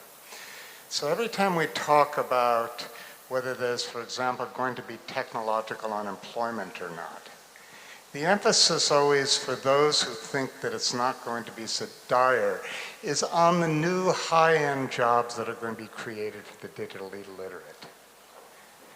And I think when we talk about the survival of democracy, it's not so much the digitally literate that we're fearful of, it's the digitally less literate or those who are more subject to the manipulation. And the collapse of democracy, if it is happening, it's happening largely because we have a delegitimation crisis because a large number of citizens have lost faith in their government, have lost faith in the society's ability to provide for their concerns, but also that it all has become about who has the right to manipulate them, either with information or disinformation, and less about their sensibility that the world is not working for them. So I'm wondering if the panelists could just speak to that a little bit. The fact that we've created this new class structure, and that those who have the right to manipulate others and those who have the digital skills are very different from those who are being manipulated and those who are most fearful that the destabilization of the society, they're the ones who are going to be without the jobs. Ms. Kaspersen, a short comment because... I think it's an excellent question. I think, it was it's not so much a question as a comment on what we should include in this debate. Would you say that, you spoke about digital literacy, and there's another debate going on what's called living below the cyber poverty line. So this is changing, the whole poverty discussion to also include the digital component. And as we talk about all the billions, actually, of people to be onboarded online, there's rarely discussion of how do you make sure that you do that in such a way where you create resilient digital structures, where you have cyber measures that would actually protect the people that come online and then share and create, digital paths of their lives. So it's sort of like saying, let's organize an election without educating people on what it means to elect, the civic education part. And unfortunately, that is a little bit what's happening in the digital space, that we are introducing, embedding, integrating, but without considering, how do you bring people above the cyber poverty line? Said? No, I mean, what you say is absolutely correct. I think the problem for us is that we're being stretched. We have so many of the most basic questions in society that we still can't answer. Who are we? What is our national identity? How does it fit in a pluralistic society that's changing with immigration, with movement and peoples across the globe? What is our history? Are we able to deal with our history in the less sort of glorified parts of it? What is our narrative on race? How have we solved or not solved racism, bigotry, chauvinism? All the basic questions are still there to be answered. Why is it so difficult to advance the human rights agenda? Why are governments so fearful of it? Why do they worry about their external auditing being undertaken? And at the same time, we're stretched across because we're given this other, as everyone was saying, these enormous questions to consider, and we sort of can barely cope. And what you're saying is undoubtedly the case, but it's the same. If you talk to economists, they use elevated language, technical language, and make you feel somehow you have no clue, right? If you talk to lawyers, the same thing, that somehow they are the repositories of specialist knowledge, and if you're not a lawyer, you're deficient. Engineers, the same. Computer scientists, the same. Academics, dare I say, in part it's because of the vanity that we have. We're not accessible to the average mind because we don't make ourselves accessible. We need to be able to talk to people in a way that they understand without making them feel belittled, and bring them all up. If it's one line, if you're going to add something very quickly, because we are over time. Two lines. I guess Three lines. Awesome. Okay. So thank you all very, very much for being here with us. Thank you to the amazing speakers.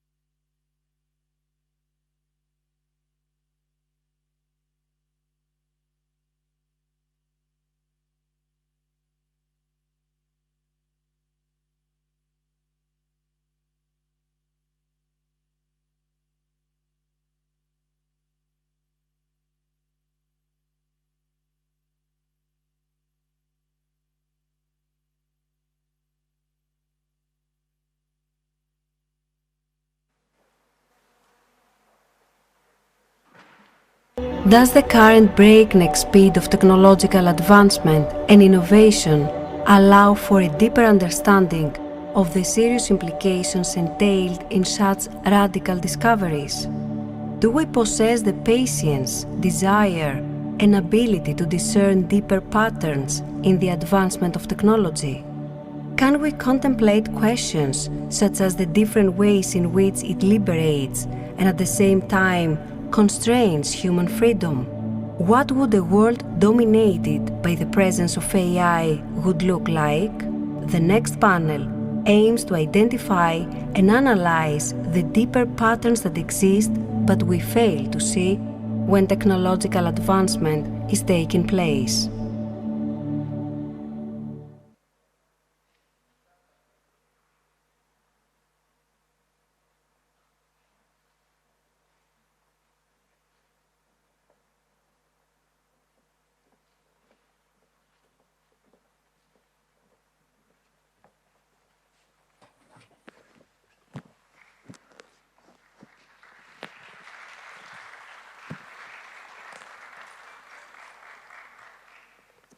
Good morning.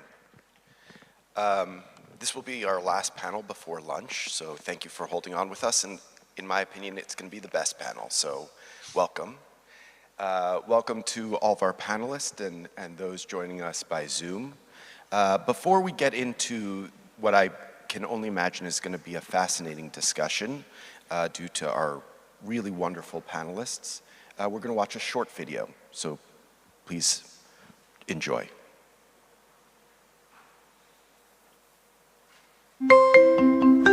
One of the questions we have in front of us for our future society is who can actually make things with AI?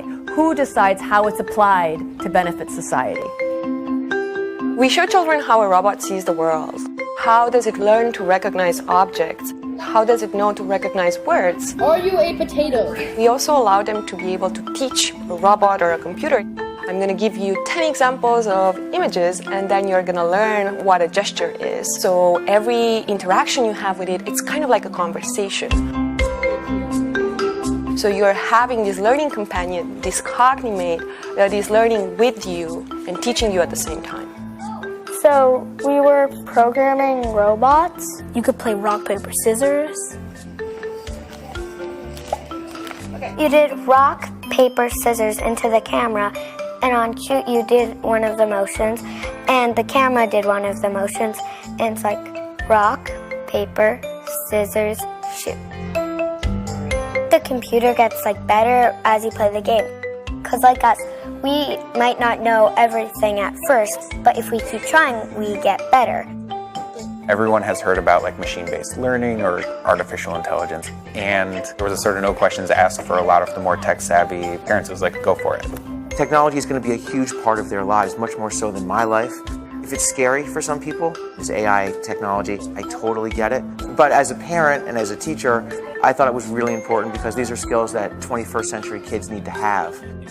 When they understand this idea of a feedback loop, that the more information you give to a machine or a robot, the better it becomes. Hey Jibo, how smart are you? It really allows them to understand how machine learning and AI is different than just coding. So I think this is a very powerful paradigm for children. So they understand that when they have an Alexa at home or a smart assistant, everything they do, the way they talk to it, gets fed into the algorithm, so the machine is actually reacting to them. Right now, we don't have basic AI literacy. We don't know what K-12 AI education should look like. So we have the opportunity to really shape that. At the Media Lab, we believe that should be done in a hands-on way. Children should work as part of groups and community. They should be able to share ideas, and they should feel empowered by tools that allow them to build real projects that matter to them. When my dad was young, he bought a car and took it apart to see how it worked. So you teach people that young how these things that grown-ups mostly program, how it works.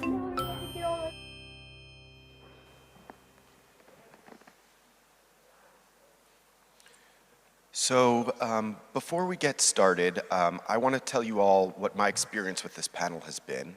I've had the opportunity to speak with many of them, and the conversations have been fascinating.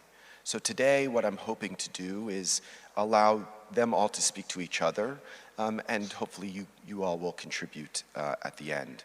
But the discussion today, as you've been told, is hopefully going to be around discerning deeper patterns of advancement of technology, how it's interacted with the trajectory of humans, and what it's done to us, what it has taught us, and where from here that leads us, and who's part of making those decisions, which I think leads perfectly from the panel just before us. So before we delve in, I'm going to do quick introductions. To my left is Daniela.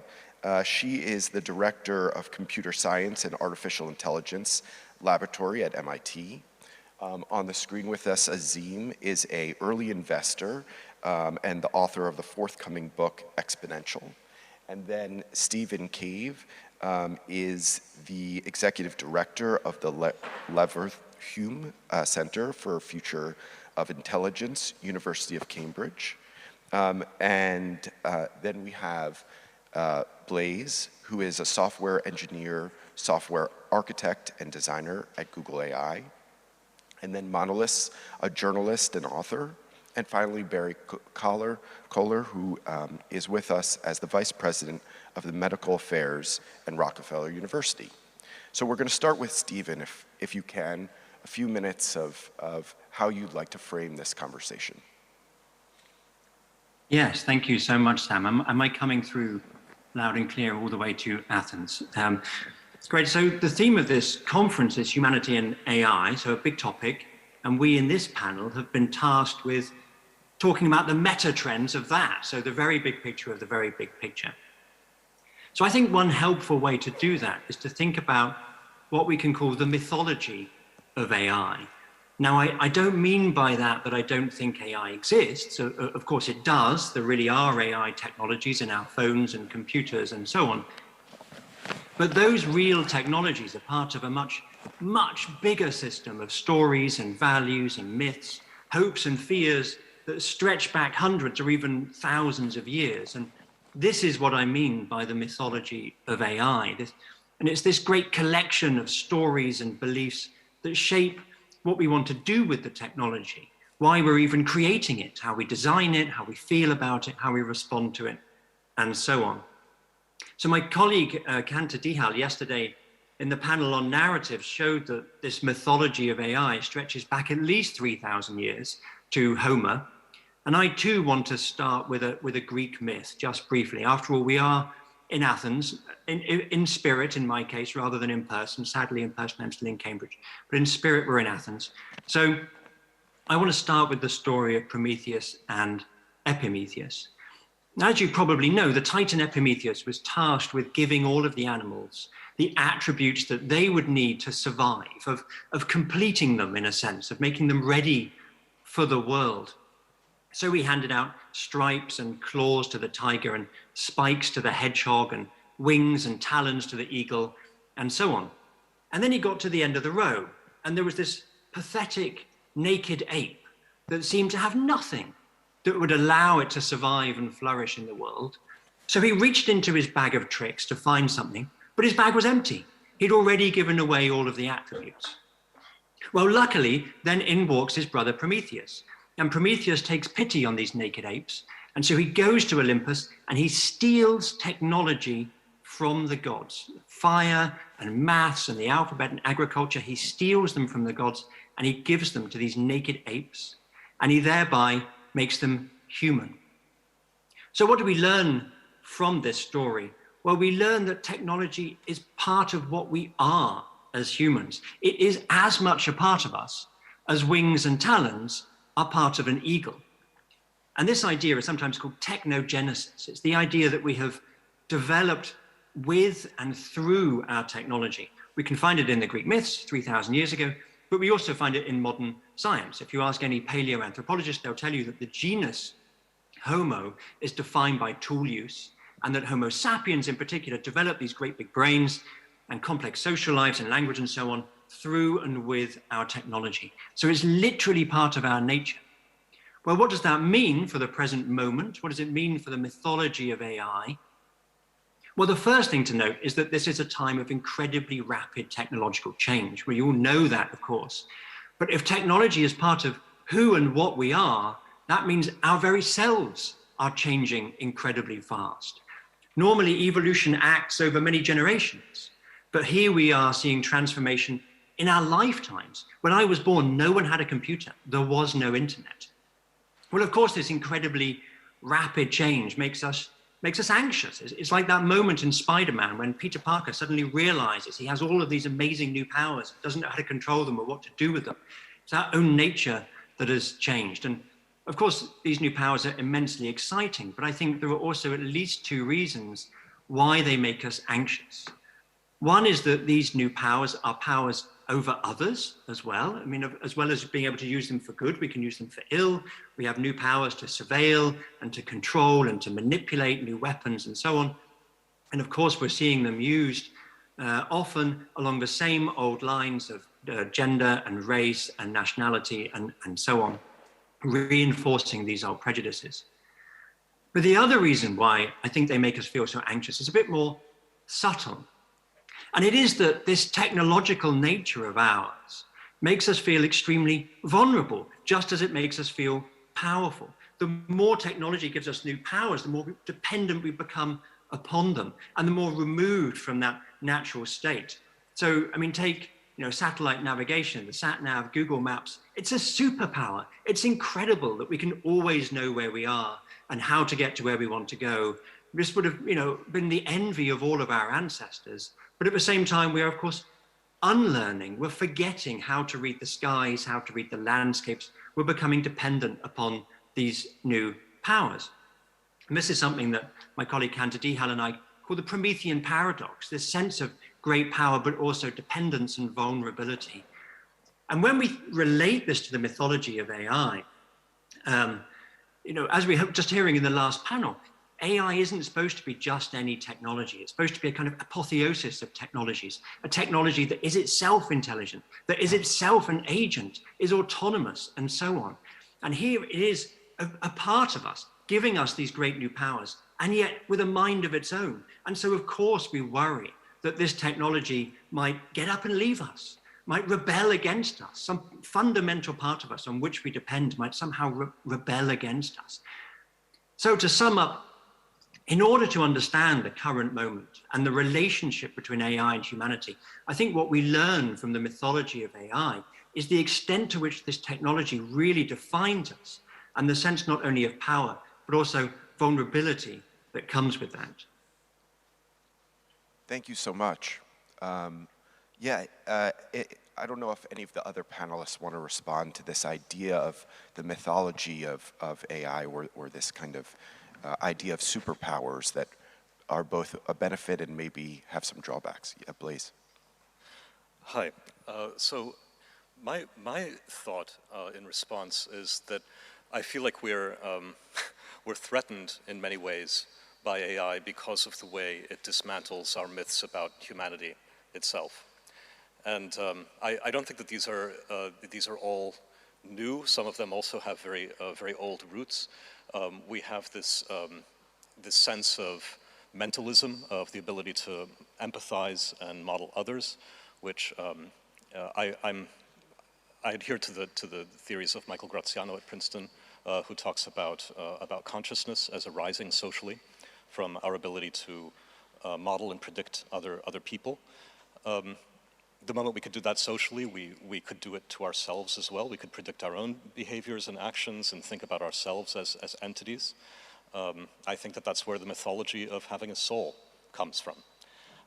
I say the mythology because my own training is in computational neuroscience.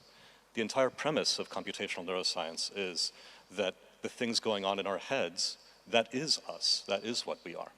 And so this idea that we're made of some kind of different stuff, or there's some soul that is somehow pulling the strings, I see in exactly the same light as the kind of animistic ideas or dualistic ideas of matter that characterized pre-biological thinking. So obviously things like having a soul, in my opinion, are a mythology. At the same time, it's an important mythology. It's important to us because without that we We throw out ideas about free will, about agency, about responsibility, about fairness. All of those concepts are predicated on this mythology of being human and having a soul. And my own work at Google is actually largely focused on things like privacy-preserving AI technologies, which are all about the preservation of a sense of agency and of freeness on the part of individuals, which I simultaneously believe is mythological or illusory. So, I guess where I would end with this is that we are in addition to the kind of mentalism that humans have had since we had relationships with each other of any kind, since long before we were Homo sapiens. I'll make reference maybe to another book by Joseph Henrich, a recent one called The Weirdest People in the World. He's talking about Western, educated, industrialized, rich, democratic people who, of course, form a very small minority of humanity, historically and even today. We have a special emphasis on individualism and on individual properties, which sort of adds further mythology to the pre-existing mythology, and a lot of the concerns that we were speaking about backstage, vis-a-vis surveillance capitalism or the ability of machines to model humans and so on, have to do with the way all of that challenges our sense of individualism in very profound ways, notwithstanding that we were never individuals in the first place. Everything about humanity is fundamentally collective and all about sort of collective cultural transmission and so on. So, fascinating. Yeah, please. So I would like to jump in and say that I really agree that AI, in some sense, is giving us superpowers. But it's also important to realize that AI, and by AI we mean decision-making tools, pattern recognition tools, tools that help us with physical work. All of this is essentially tools. AI is a set of tools by the people and for the people. And like any other tools, I see the AI possibility as something that empowers us. And these tools are not intrinsically good or bad. They're really what we choose to do with them. And I, for one, believe that we can choose to do extraordinary things. But of course, this doesn't mean that there isn't the other side. There aren't all the issues and the problems that AI creates. We live in a world where anybody can learn everything about you. So how do you retain privacy? Well, here it's important to ask the questions, but it's also exciting to think about the fact that there can be technological solutions to privacy. And there can be policy solutions. And so by combining technology with policy, we can come out of this conundrum where we have created a flood of data that is helping with so many tasks, but at the same time is threatening in other ways. And so from the point of view of technology, we have tools like differential privacy. We have tools like homomorphic encryption. Now that's a mouthful, but it really just means the ability of a machine to compute without decrypting the data. And so now in a world where we can control our data, we can encrypt it, and we can support computation without decrypting the data, we have the benefits of both worlds. We have privacy, and then we also have data that can be used for the greater goods, that can be used to engineer better medicines, that can be used to ensure that we're never stuck in traffic, that can be used to ensure that everyone learns at a pace that is consistent with what they need. Mm-hmm. Yeah.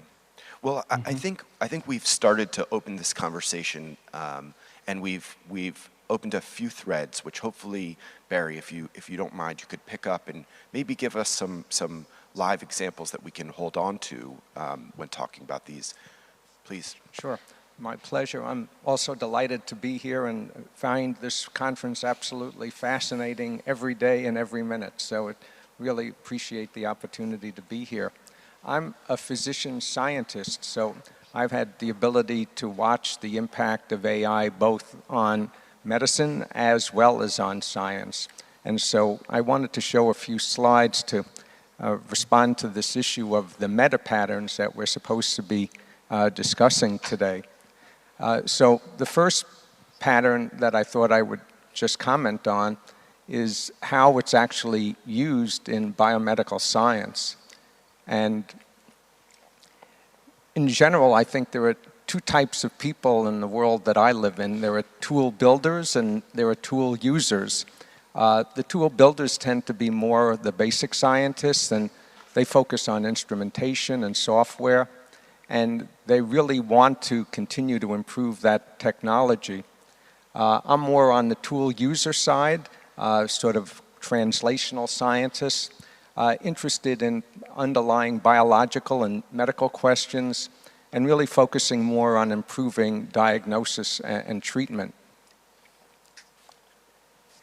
The second thing I'd like to talk about is how technology makes hard-learned skills obsolete, and how really this is important in acting as mentors for individuals, junior individuals who are focused on their career development. When I went to medical school, the way people would try to identify where there was a brain tumor was that they would inject dye into one of the arteries that was supplying the brain. And then the neuroradiologist, who had really a career-long opportunity to learn pattern recognition, would look at a pattern like the one you see on the left. And what they would notice is that there was one of those blood vessels had moved a little bit from where it was expected to be. And then with the neurosurgeon, who would tell the history, they would actually then collectively decide whether or not to actually go and operate to try to remove a tumor. In the early 1970s, that skill, which took this career-long pattern recognition to achieve, became virtually worthless overnight as we first developed the CAT scan. And the CT scan then became the standard, and you can see it's much easier to see the tumor in the CT scan on the left side of the brain. So the radiologists, the neuroradiologists, then became the best CT readers. And I think that's why we need to go from the more traditional model of a career ladder to a career lattice. Say, again, when I entered medicine, medicine had a real ladder. You went to medical school, you did some training, and then you opened an office, and then someone found you dead at your desk about 40 or 50 years later. It had a top rung, and everything was clear. But now people entering our field have to be prepared to move to the side, or even to move back to retool in order to be able to go up a path that's more attractive. I think one of the great problems we face is what I call the deconvolutional dilemma, because this is where AI and medicine become really of great concern. And I'll just show you one example that was recently published. And the question is, what is the algorithm using to come to its conclusion? And this was a study of patients with COVID-19 and looking at their chest x-rays and comparing them to the x-rays of normal people and trying to then have the algorithm help the radiologist. And the training images they used were the normals and the patients, but what happened was that different techniques were used for generating each of these. And the ultimate conclusion was that this worked well when they were still looking at these two populations that they had accumulated, but when they started to use this beyond that, it didn't work well at all. And the conclusion was that these models failed to learn the true underlying pathology and instead leveraged spurious associations that reflect variations in how the images were produced. And this just shows you what is called a saliency map. which is trying to look at what the algorithm is using, what data it's using. And you can see on the left, the normals were studied standing, and you can see that there's a little bit more of the lung that can be seen at the bottom of the, about the images where the yellow marks are. When you sit in bed and you get an X-ray, that area becomes much more obscured. So you can see that the algorithm was using that information, which was really a matter of the technique, not really looking at the pathology in the lung. And up on the upper left, on the left side, you see a little R, a red R, and that shows that a lot of focus was on the fact that for normal X-rays, the technician would put a marker to differentiate the right side from the left to make it easier for the radiologist. So obviously, that was not fundamental to the pathology. The fourth thing that I wanted to emphasize, though, is we should not underestimate the power of AI, and I think the key things are speed and scale. And here I use an experience from my own research. This is a blood smear. You can see red blood cells, 2 white blood cells that are A and B. And then those little guys that look like a little bit like dust are actually your blood platelets. And you really need those if you're going to stop bleeding if you get a cut. But at the same time, if they get too active, they can actually clump together and close off a blood vessel going to your heart and have a heart attack, or to your brain and have a stroke. And that's what we focused on, is developing drugs that can prevent that clumping together when you don't want it to happen. And I thought I'd just give you a little snapshot of what we've done and how we've tried to take advantage of AI as it's evolved. Early on, we had to work with test tubes and plates that have wells in them. And so in 1981, we did a screen for monoclonal antibody formation, and we could find one really good antibody, which we then developed into a drug. In 2008, we could now begin with, of course, of robotics and the libraries of small compounds, drug-like compounds, and we could actually sample 33,000 wells and come up with a molecule that we're now in the midst of trying to develop as a new platelet drug.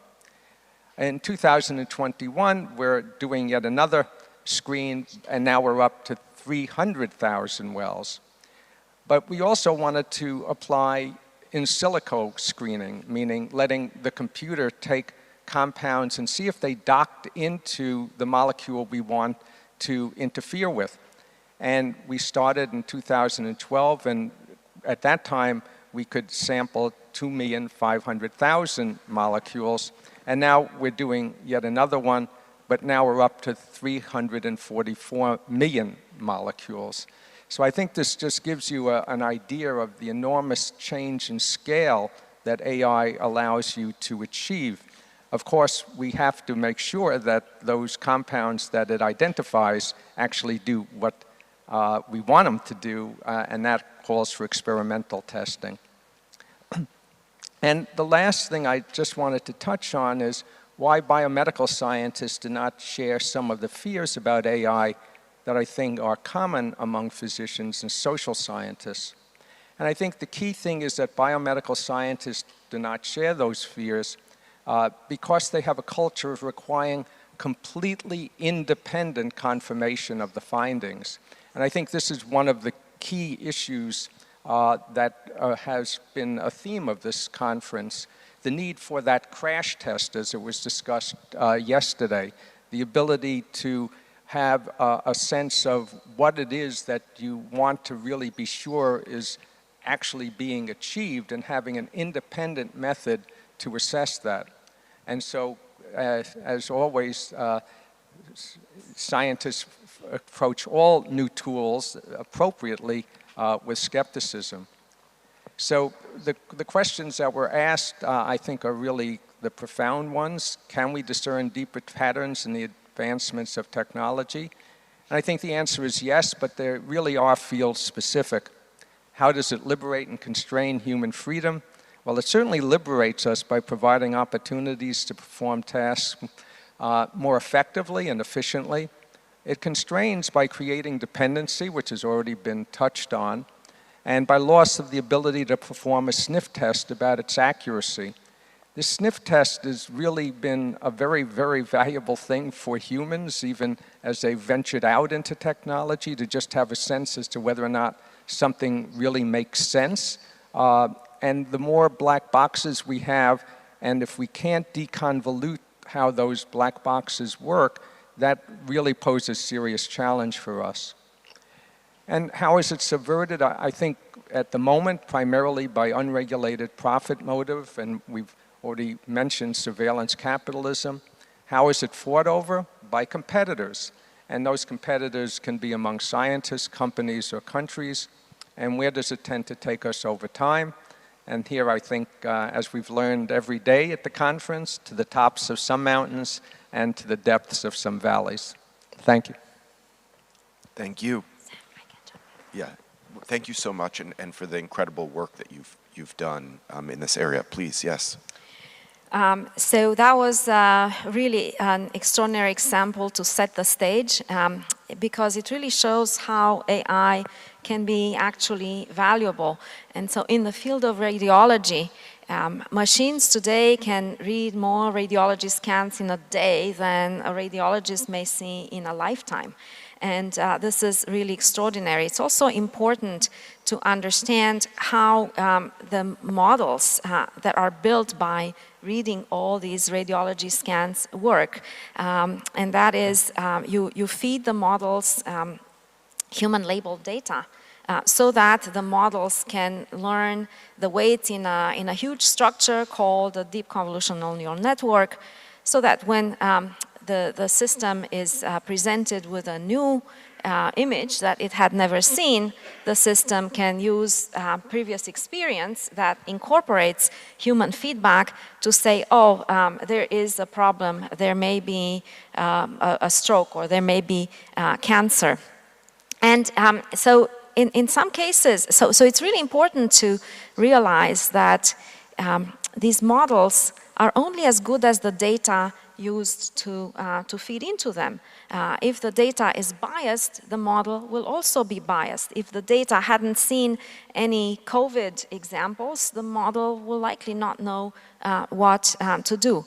But does that mean the models are not good? No. To me, what that means is that it's all about people and machines working together. And I'd like to give an example from a study done by at Harvard a couple of years ago, where radiologists and machines were given the task to look at scans of lymph node cells and classify them cancer or not cancer. Now, on its own, the machines made 7.5% error, as compared to the human's error at 3.5%. But when the human and the machine worked together, the error or the accuracy of the system improved by 80%. The error ended up 0.5%. And that's because machines are better at scale and at speed, as we said, but humans are better at insight. So, so working together with machines, people can combine what they're good at with what the machines are good at. And people have to remain the ultimate decision maker, especially in safety critical applications, at least with the current state of technology today. Yeah, I think you raised some great points and drew out some interesting ideas from Barry's examples. I don't know, Monolith or Azim, do you want to respond to this idea of the benefits of technology and what they're taking, where they're taking us? So good morning from. Is someone else speaking? Oh, okay. You go ahead. Oh, okay. Thank you, Azim. Good morning, and thank you for inviting me. It's an honor. Fantastic conference, fantastic panels. It's great. you know, living in Greece is, you feel sometimes that you are out of the question, although you have the internet, you may be part of the conversation, but in physical it's much different. So the benefits are obvious, and in the medical science, AI has to contribute a lot, of course, it's evident. But there's a big but for me concerning the deeper patterns that we want to figure out. And the deeper pattern historically is maybe the weaponization of technology from the beginning. And AI is a military project. The same is internet. It's a military project, a war project at the beginning. So that is my greatest, let's say, concern, and I worry a lot about the weaponization of technology, and especially the undermining of free will. It's a rather philosophical issue. Philosophers tend to disagree, to have debates around this issue. But today we are tending to automate decisions, to automate everything, but automating everything has risks. Automating free will, that makes us automata. Regarding the mythology of AI, as Stephen said, which is great, it's totally agree. I can recall Plato's cave parable, where you may all know this, it's very famous, but we always forget that those candles that produce the shadows on the walls of the cave and the chains that are tie up the citizens, the people, are produced by someone. They're not physical objects. So there are responsibilities, maybe big corporations.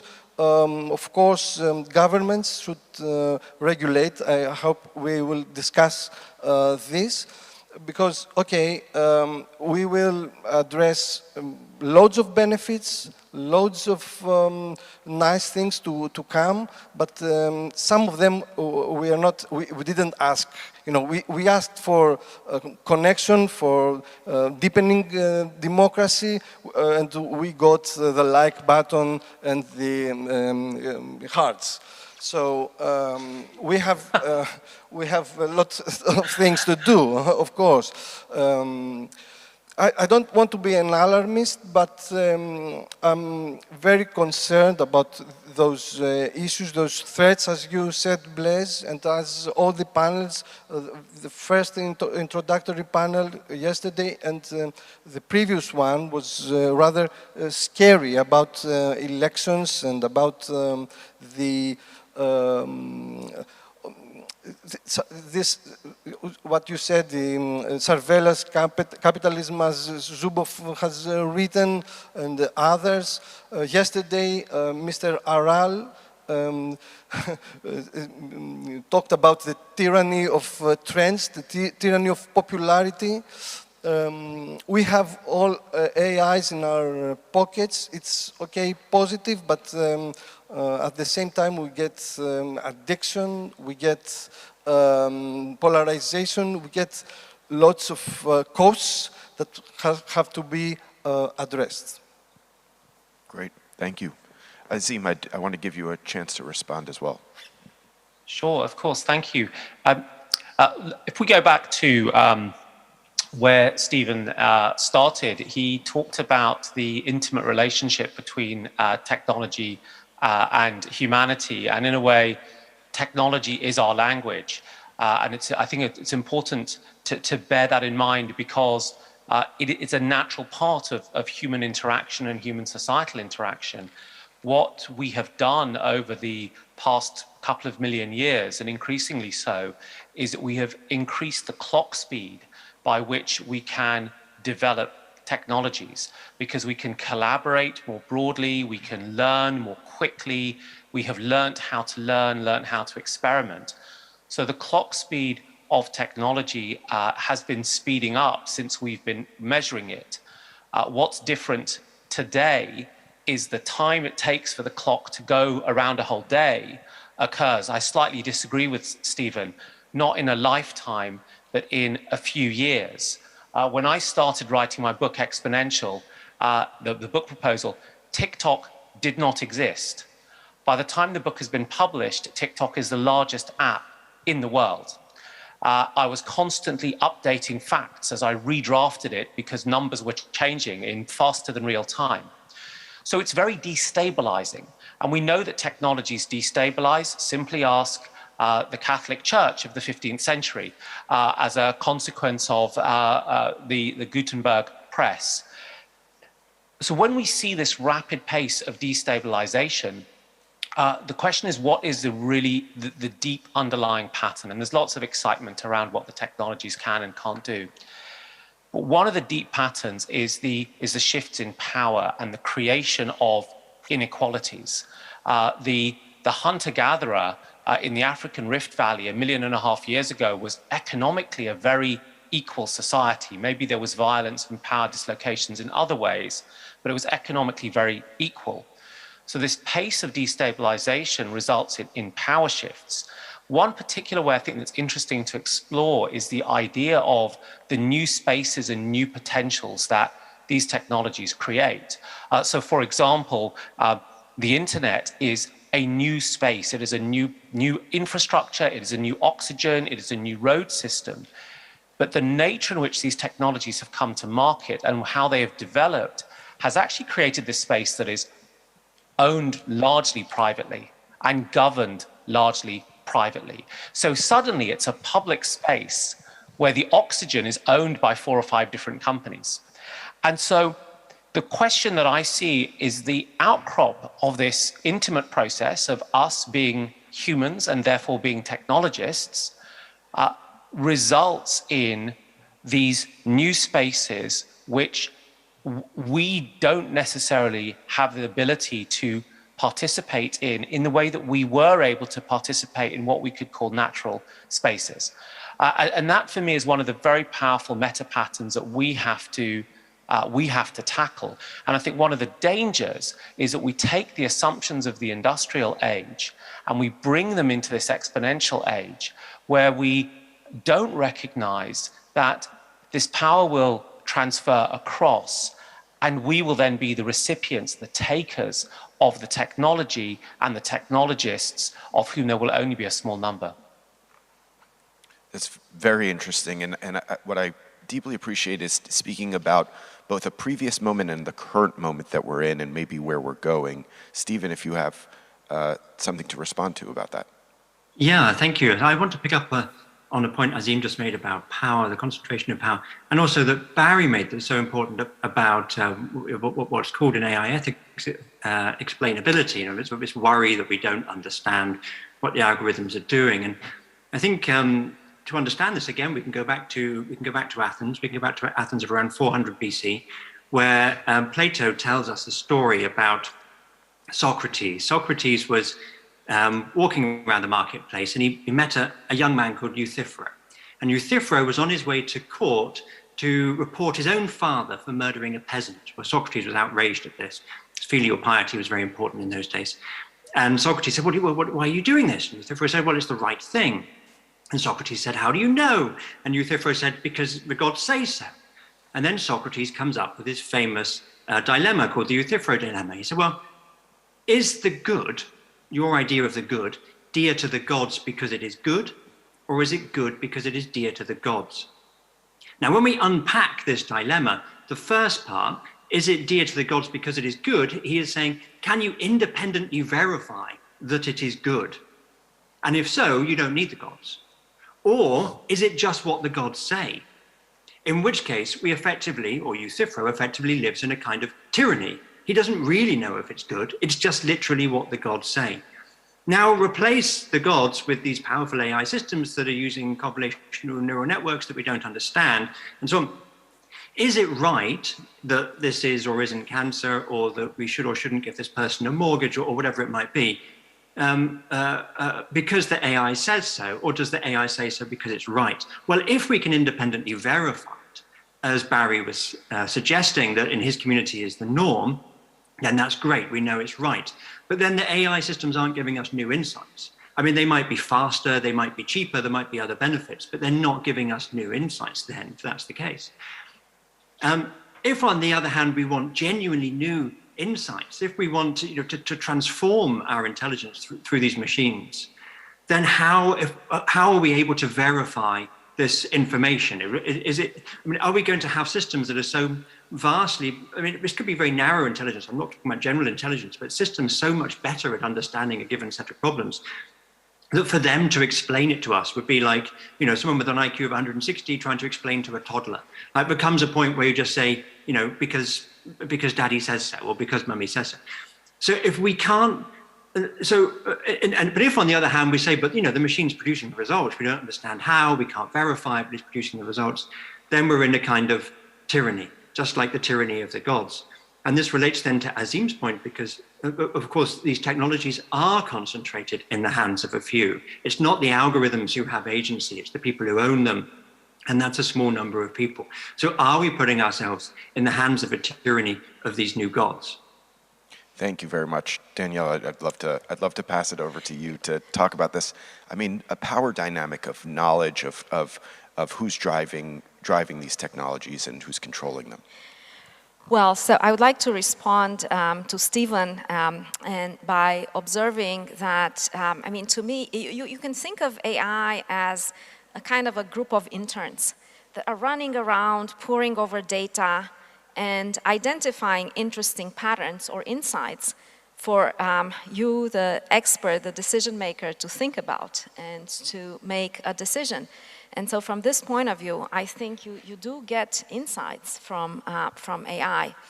And this issue about understanding how AI produces a result is really quite important and quite deep. But this is also an area where understanding what the problem is gives us an opportunity to think about the problem and figure out technological solutions.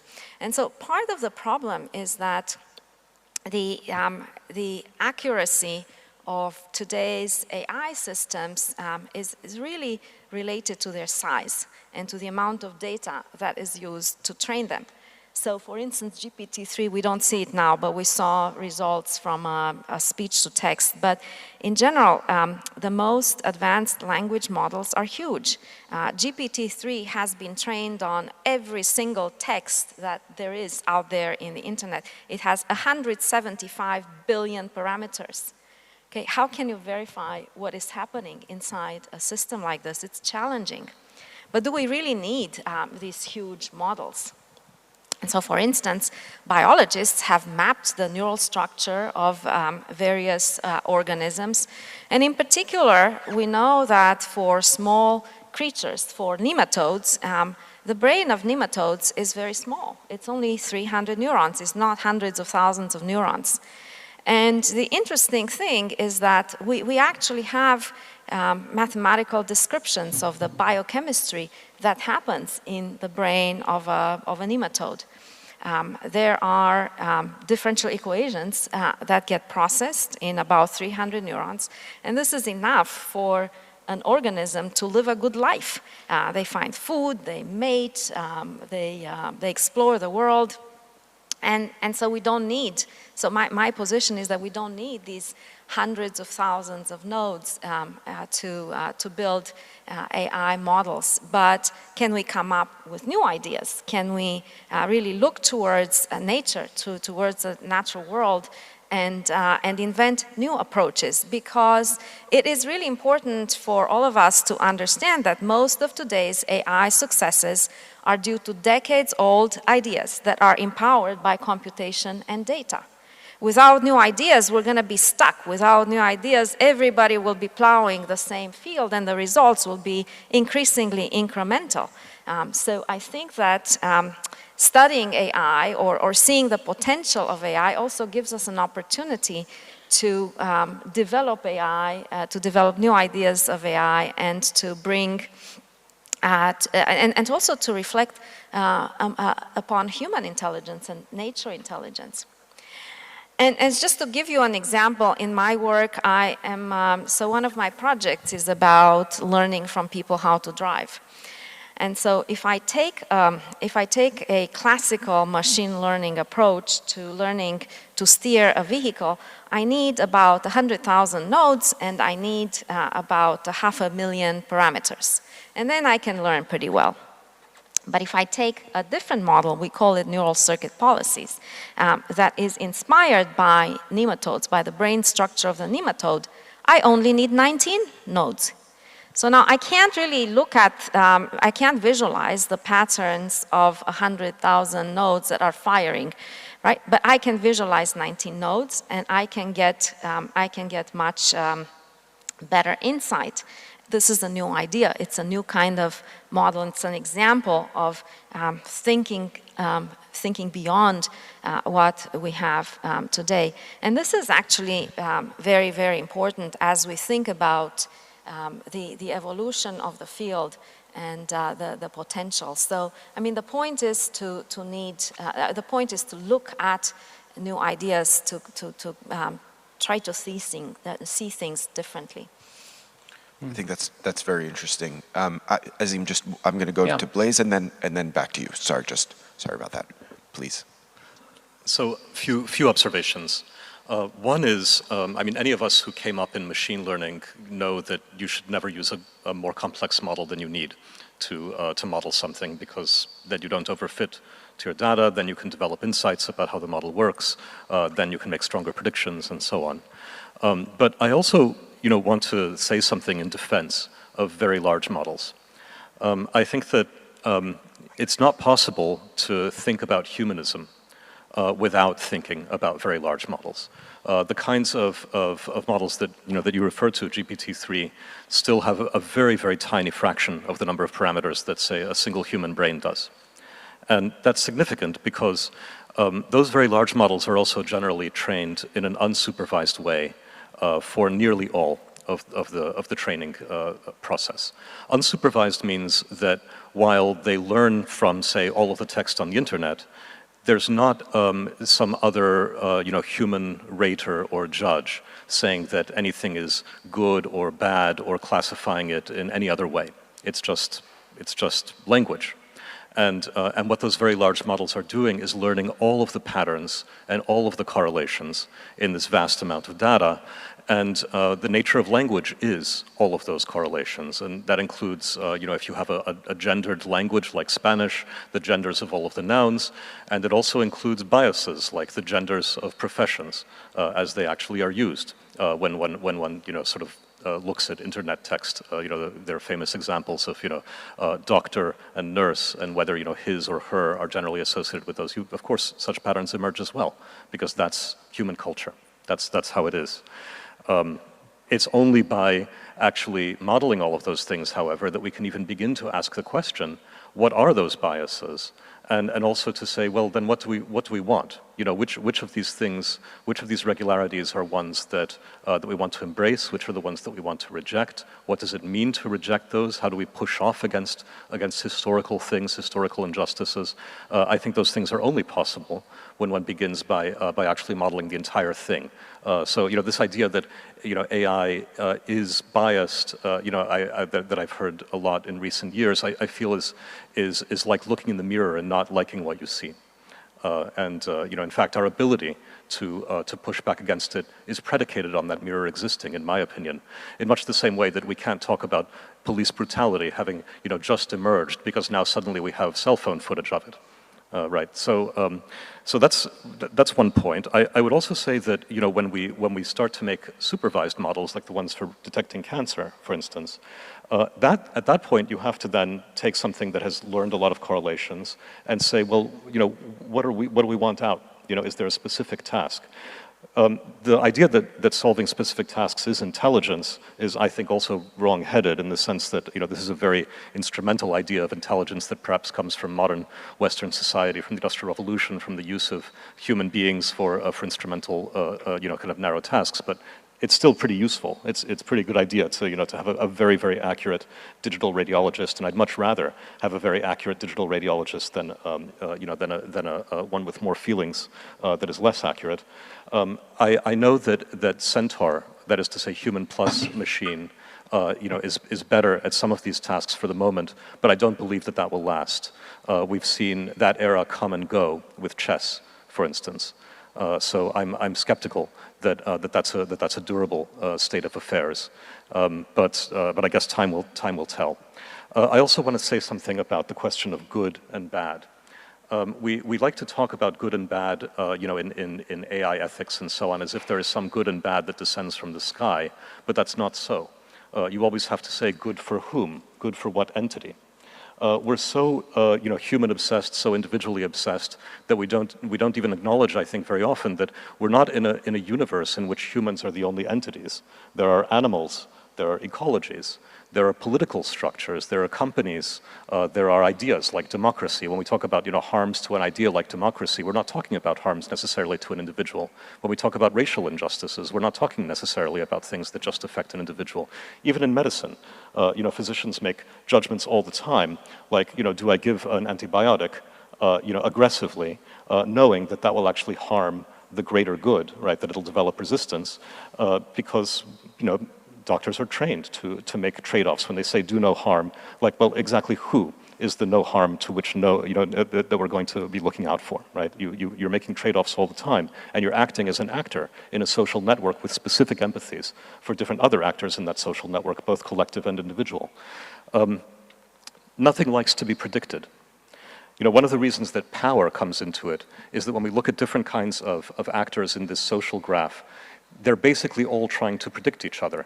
And I'm not only talking about people, I'm talking about any relationship of predator and prey in nature, for instance, where the predator is always trying to predict what the prey is going to do next. The prey is always trying to predict what the predator is going to do next. It's the same with mating. It's the same with dominance hierarchies.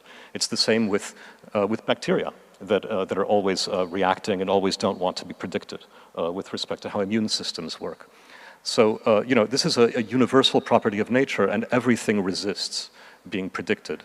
And this is one of the reasons that we have all of these conversations about power in AI systems, which inherently are about finding correlations and therefore, in a dynamical setting, about making predictions. But those predictions always push back, which leads us into some pretty interesting spots. Yeah. I want to give Azim a chance to respond. Yeah, I quite disagree with a number of things that Blaise just sort of pointed out there, and in particular this idea that just because it's correlations, power dynamics don't emerge. If we look at these very large models today, they can only really be produced by a small handful of companies, those companies who can acquire the very best talent from the universities. Thank you, Daniela, for still staying in MIT and doing your research on more elegant machine learning models. And we know that the shift of the AI talent from the labs to the corporations has been pretty dramatic over the last decade. And we also know largely that the way that corporations are structured is that they tend to, narrow down where they put the bulk of their bets when it comes to research, because they have an obligation as profit-seeking missiles to secure that. And so the research and the talent that can go into exploiting an industrial tool that we already have, like large-scale models for commercial profit and private gain, rather than exploring the terrain and the landscape of alternatives, perhaps alternative futures and potentials and critical ways of looking at this problem, Daniela's neural circuits being an example, narrows. And so I think that we get left in this situation, which we have seen play out in industrial technologies in the past. We had electric cars before we had diesel engine-powered cars. Which was the better technology? Which one ultimately won? And which one then shaped the world in which we live? It was not driven by the elegance of the technology or the passion of the scientist. It was driven by private interests in particular ways. And we sit at a moment where on the one hand, we're dealing with the hangover of that decision in the sense of climate change. And on the other hand, with this incredibly powerful technology that may prove to be a general purpose technology. And so when we look at the mistakes of the past, or rather the patterns of the past, because we didn't know better, I think we can go and look at that and say, actually, there is a power issue that we need to consider. How do we ensure that these foundational models are developed for the broader benefit, the broader public good? Who gets to define what that public good is, and who gets to ensure that those models are being delivered for humanity, not delivered for individual corporations and shareholders with some side benefit that we are able to order our pizzas quicker? I think that's right. I think that's right. And I think typically one of the institutions that we look at is governments. And government regulation in measuring that balance, that power imbalance. Barry, if you... Yeah, I wanted to pick up on the prediction power, which is enormous in medicine and is increasingly getting more and more sophisticated. So by analyzing electronic health records, we can, for example, increase our ability to know who will likely survive a cardiac transplant. We can look at the likelihood of someone actually getting discharged from the ICU.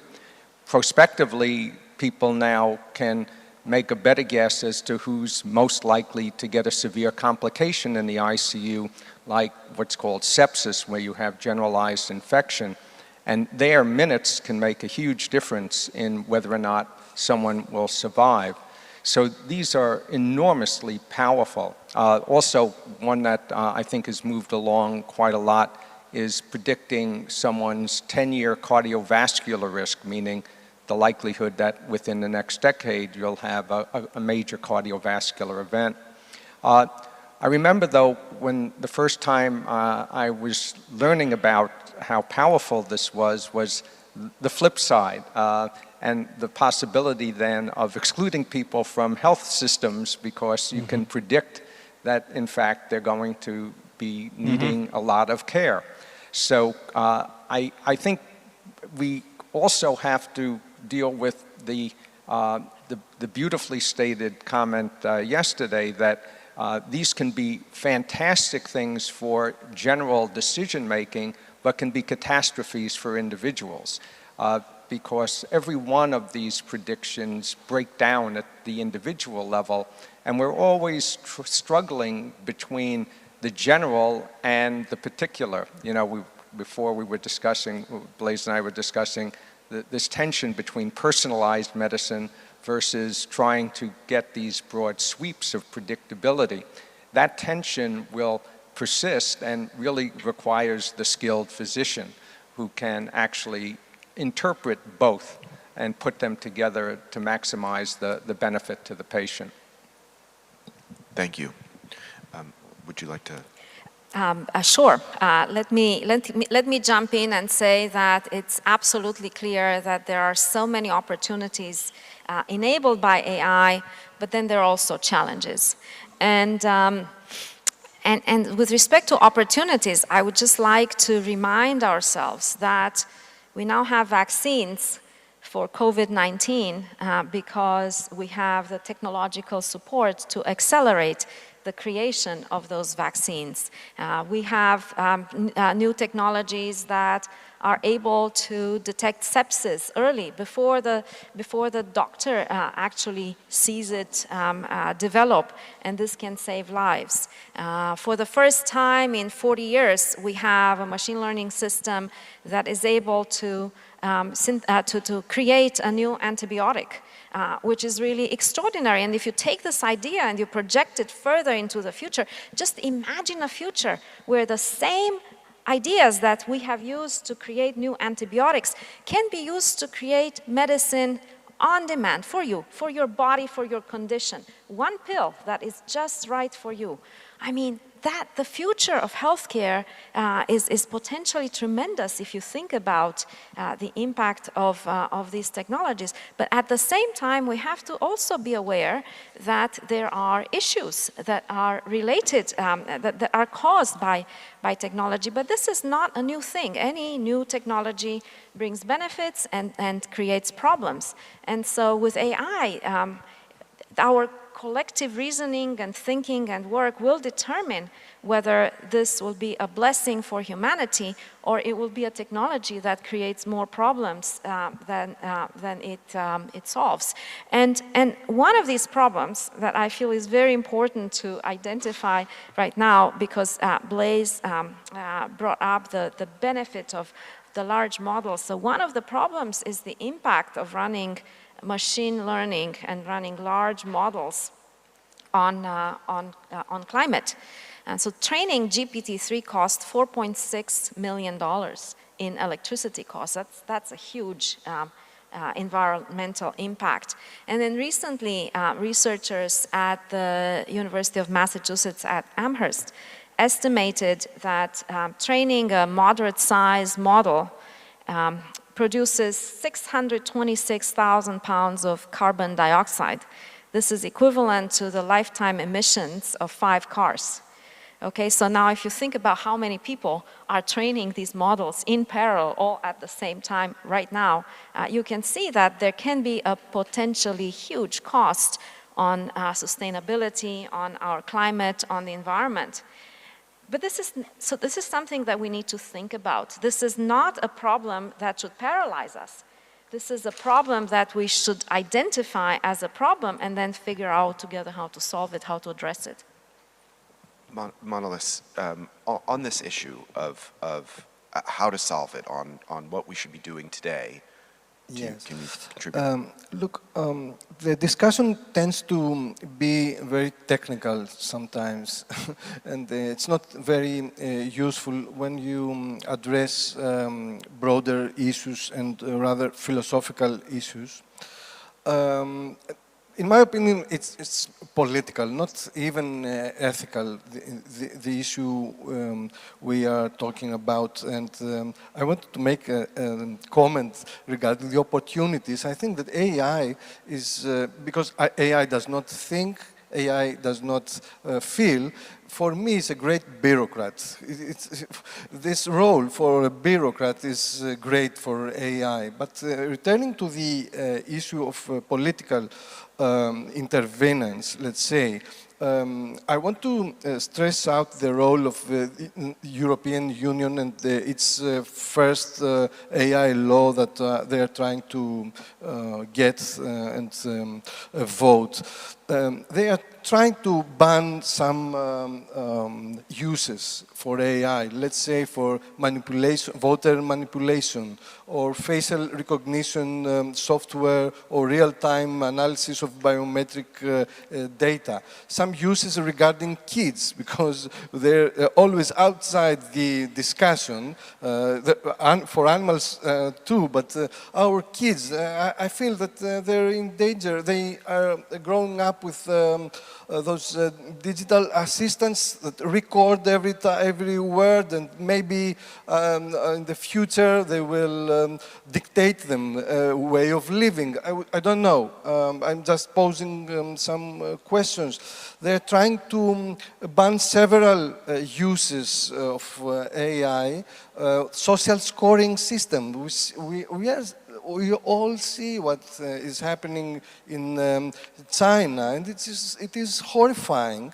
And in the previous panel, a lady said that it is very tempting. We may see accidental autocrats due to the power of AI in manipulation. So EU regulation seems very cutting edge. I feel proud being a European at the moment, because AI is a battlefield between China and the US for talent, for anything, for power. And here, maybe we have the time, I don't know, the privilege to discuss and to propose solutions. I'm not sure if regulations, of course, can be the part of the solution, but they can be part of, discussion, of dialogue, which is necessary. Yes, dialogue is necessary, and it is necessary to listen to each other. Thank you. Yeah, Blaise. So I find a lot to agree with in actually what all three of you have said, but I also feel like I need to respond to some of it. First of all, when I said that large language models learn all of the correlations and don't in of themselves involve saying what to do with it, what task to perform or on whose behalf, I was making a technical point.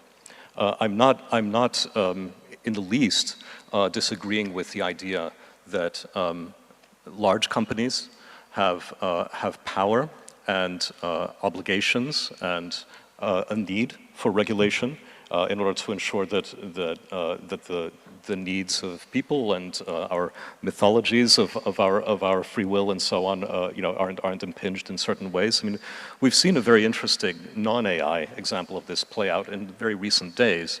I mean, I don't know if it's appropriate for me to bring this up in this setting, but I don't know how many of you heard about OnlyFans banning of adult content and subsequent going back on that a few days later. It turns out, seems they had their hands forced by the financial institutions, which were controlling all of the flows of money, all their payment methods, and perhaps their route to an IPO as well, although that's pure speculation. The idea that moving away from a cashless society, which is something that has certainly accelerated during COVID times, suddenly makes payment providers the arbiters of what we can and can't spend our money on is disgusting to me. And this is an example of a player in this kind of platform space exerting control through apparently through their own sense of reputational risk or morality or whatever that is extra-governmental in inappropriate ways. Do we need regulation? Yes, I think we do, although it's also unclear to me how this regulation works in the current AI setting. And this is one of the things that I really struggle with. I think that regulation that is about privacy and private data makes a lot of sense. I thought the GDPR was actually a big step forward in that respect. But I'm unconvinced about how it is that we do regulation of AI systems, because it seems like we want it all ways. First of all, when you pre-train a large model like GPT-3, that's what takes the massive amounts of energy, although we're working on various ways of making that much more efficient. But the interesting thing about this is that the pre-training is not specific to a task. So once you've done it once, then you can then fine-tune that model to do many, many, many things, to embody any kinds of values, to perform any kinds of task with language. And that's actually very cheap computationally and very easy to do in terms of resources. It's something that anybody, in principle, with a reasonably high-end PC at home could do. And that's actually a worry, because the numbers of things that such large models can be used to do, they include weapons-grade things. They include the synthesis of massive amounts of false media, for instance, political manipulation, all kinds of stuff that I don't think we want out there in the world. And this is one of the reasons that OpenAI, when they developed GPT-3 and other companies have made similar decisions, chose not to make those models publicly available and had to sort of rely on various mechanisms for gating access. Is it their role to gate that sort of access? Well, they're in a very difficult spot, because now we're asking them to decide who gets access to those things. They probably shouldn't have that sort of power. I also don't see any government stepping forward with any kind of rational model of how to do that. In genetic editing, for example, in gene editing in the 1970s, 80s, we developed protocols for how not to do certain things that were deemed dangerous. Editing the human germline, for instance, the Belmont Report. Those things. I don't know what the equivalent looks like in AI land, but it's certainly a very difficult and very different problem. So this is, this is where I think, it's a more complicated thing than to draw an analog with previous technological revolutions. Thank you. So we're coming to the end of our time, and we want to release you all for lunch, of course. Stephen, I'm wondering if you have any last thoughts that you want to wrap up with? Yeah, thank you. Well, I was really, I think what's emerging is a kind of contrast in two different visions of AI, and Daniela talked about, and Barry too, to some extent, increasing personalization. The hopes are that we can all get these fantastic services of sort of cutting edge medicine tailored to exactly our needs, personalized just for us, just like we now get, book recommendations and so on. And that's the dream.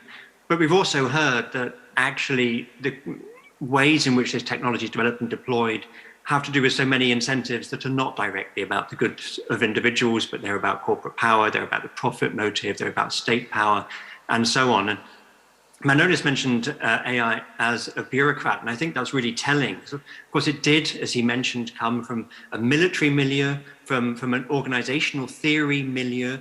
And one of the things that AI will certainly be used for at scale is bureaucratization. It's being adopted to automate systems of decisions that are currently made by human bureaucracies. And when you think about the worries we have around AI, that it's opaque, that it's complex, that it's hard to hold to account, these are exactly the worries that Franz Kafka was worrying about bureaucracy when he wrote The Trial 100 years ago. And we're having these worries now. And Blaise mentioned it. It's not necessarily intrinsic. It's not like the algorithms are biased, but of course the data going into them is historic data. The way that data is constructed, the way it pigeonholes people, in binary categories, whether it's male and female or according to race and so on. This is the bureaucratization that is solidifying injustices of the past and potentially replicating them. So these, I think, are the two visions of AI that we have to wrestle with, and run that sort of utopia of personalized services. And on the other hand, this fear about reductionist bureaucratization. Thank you very much. Well, with that, I'd ask you to all thank the panelists like I have. This has been an incredible conversation, and so thank you so much.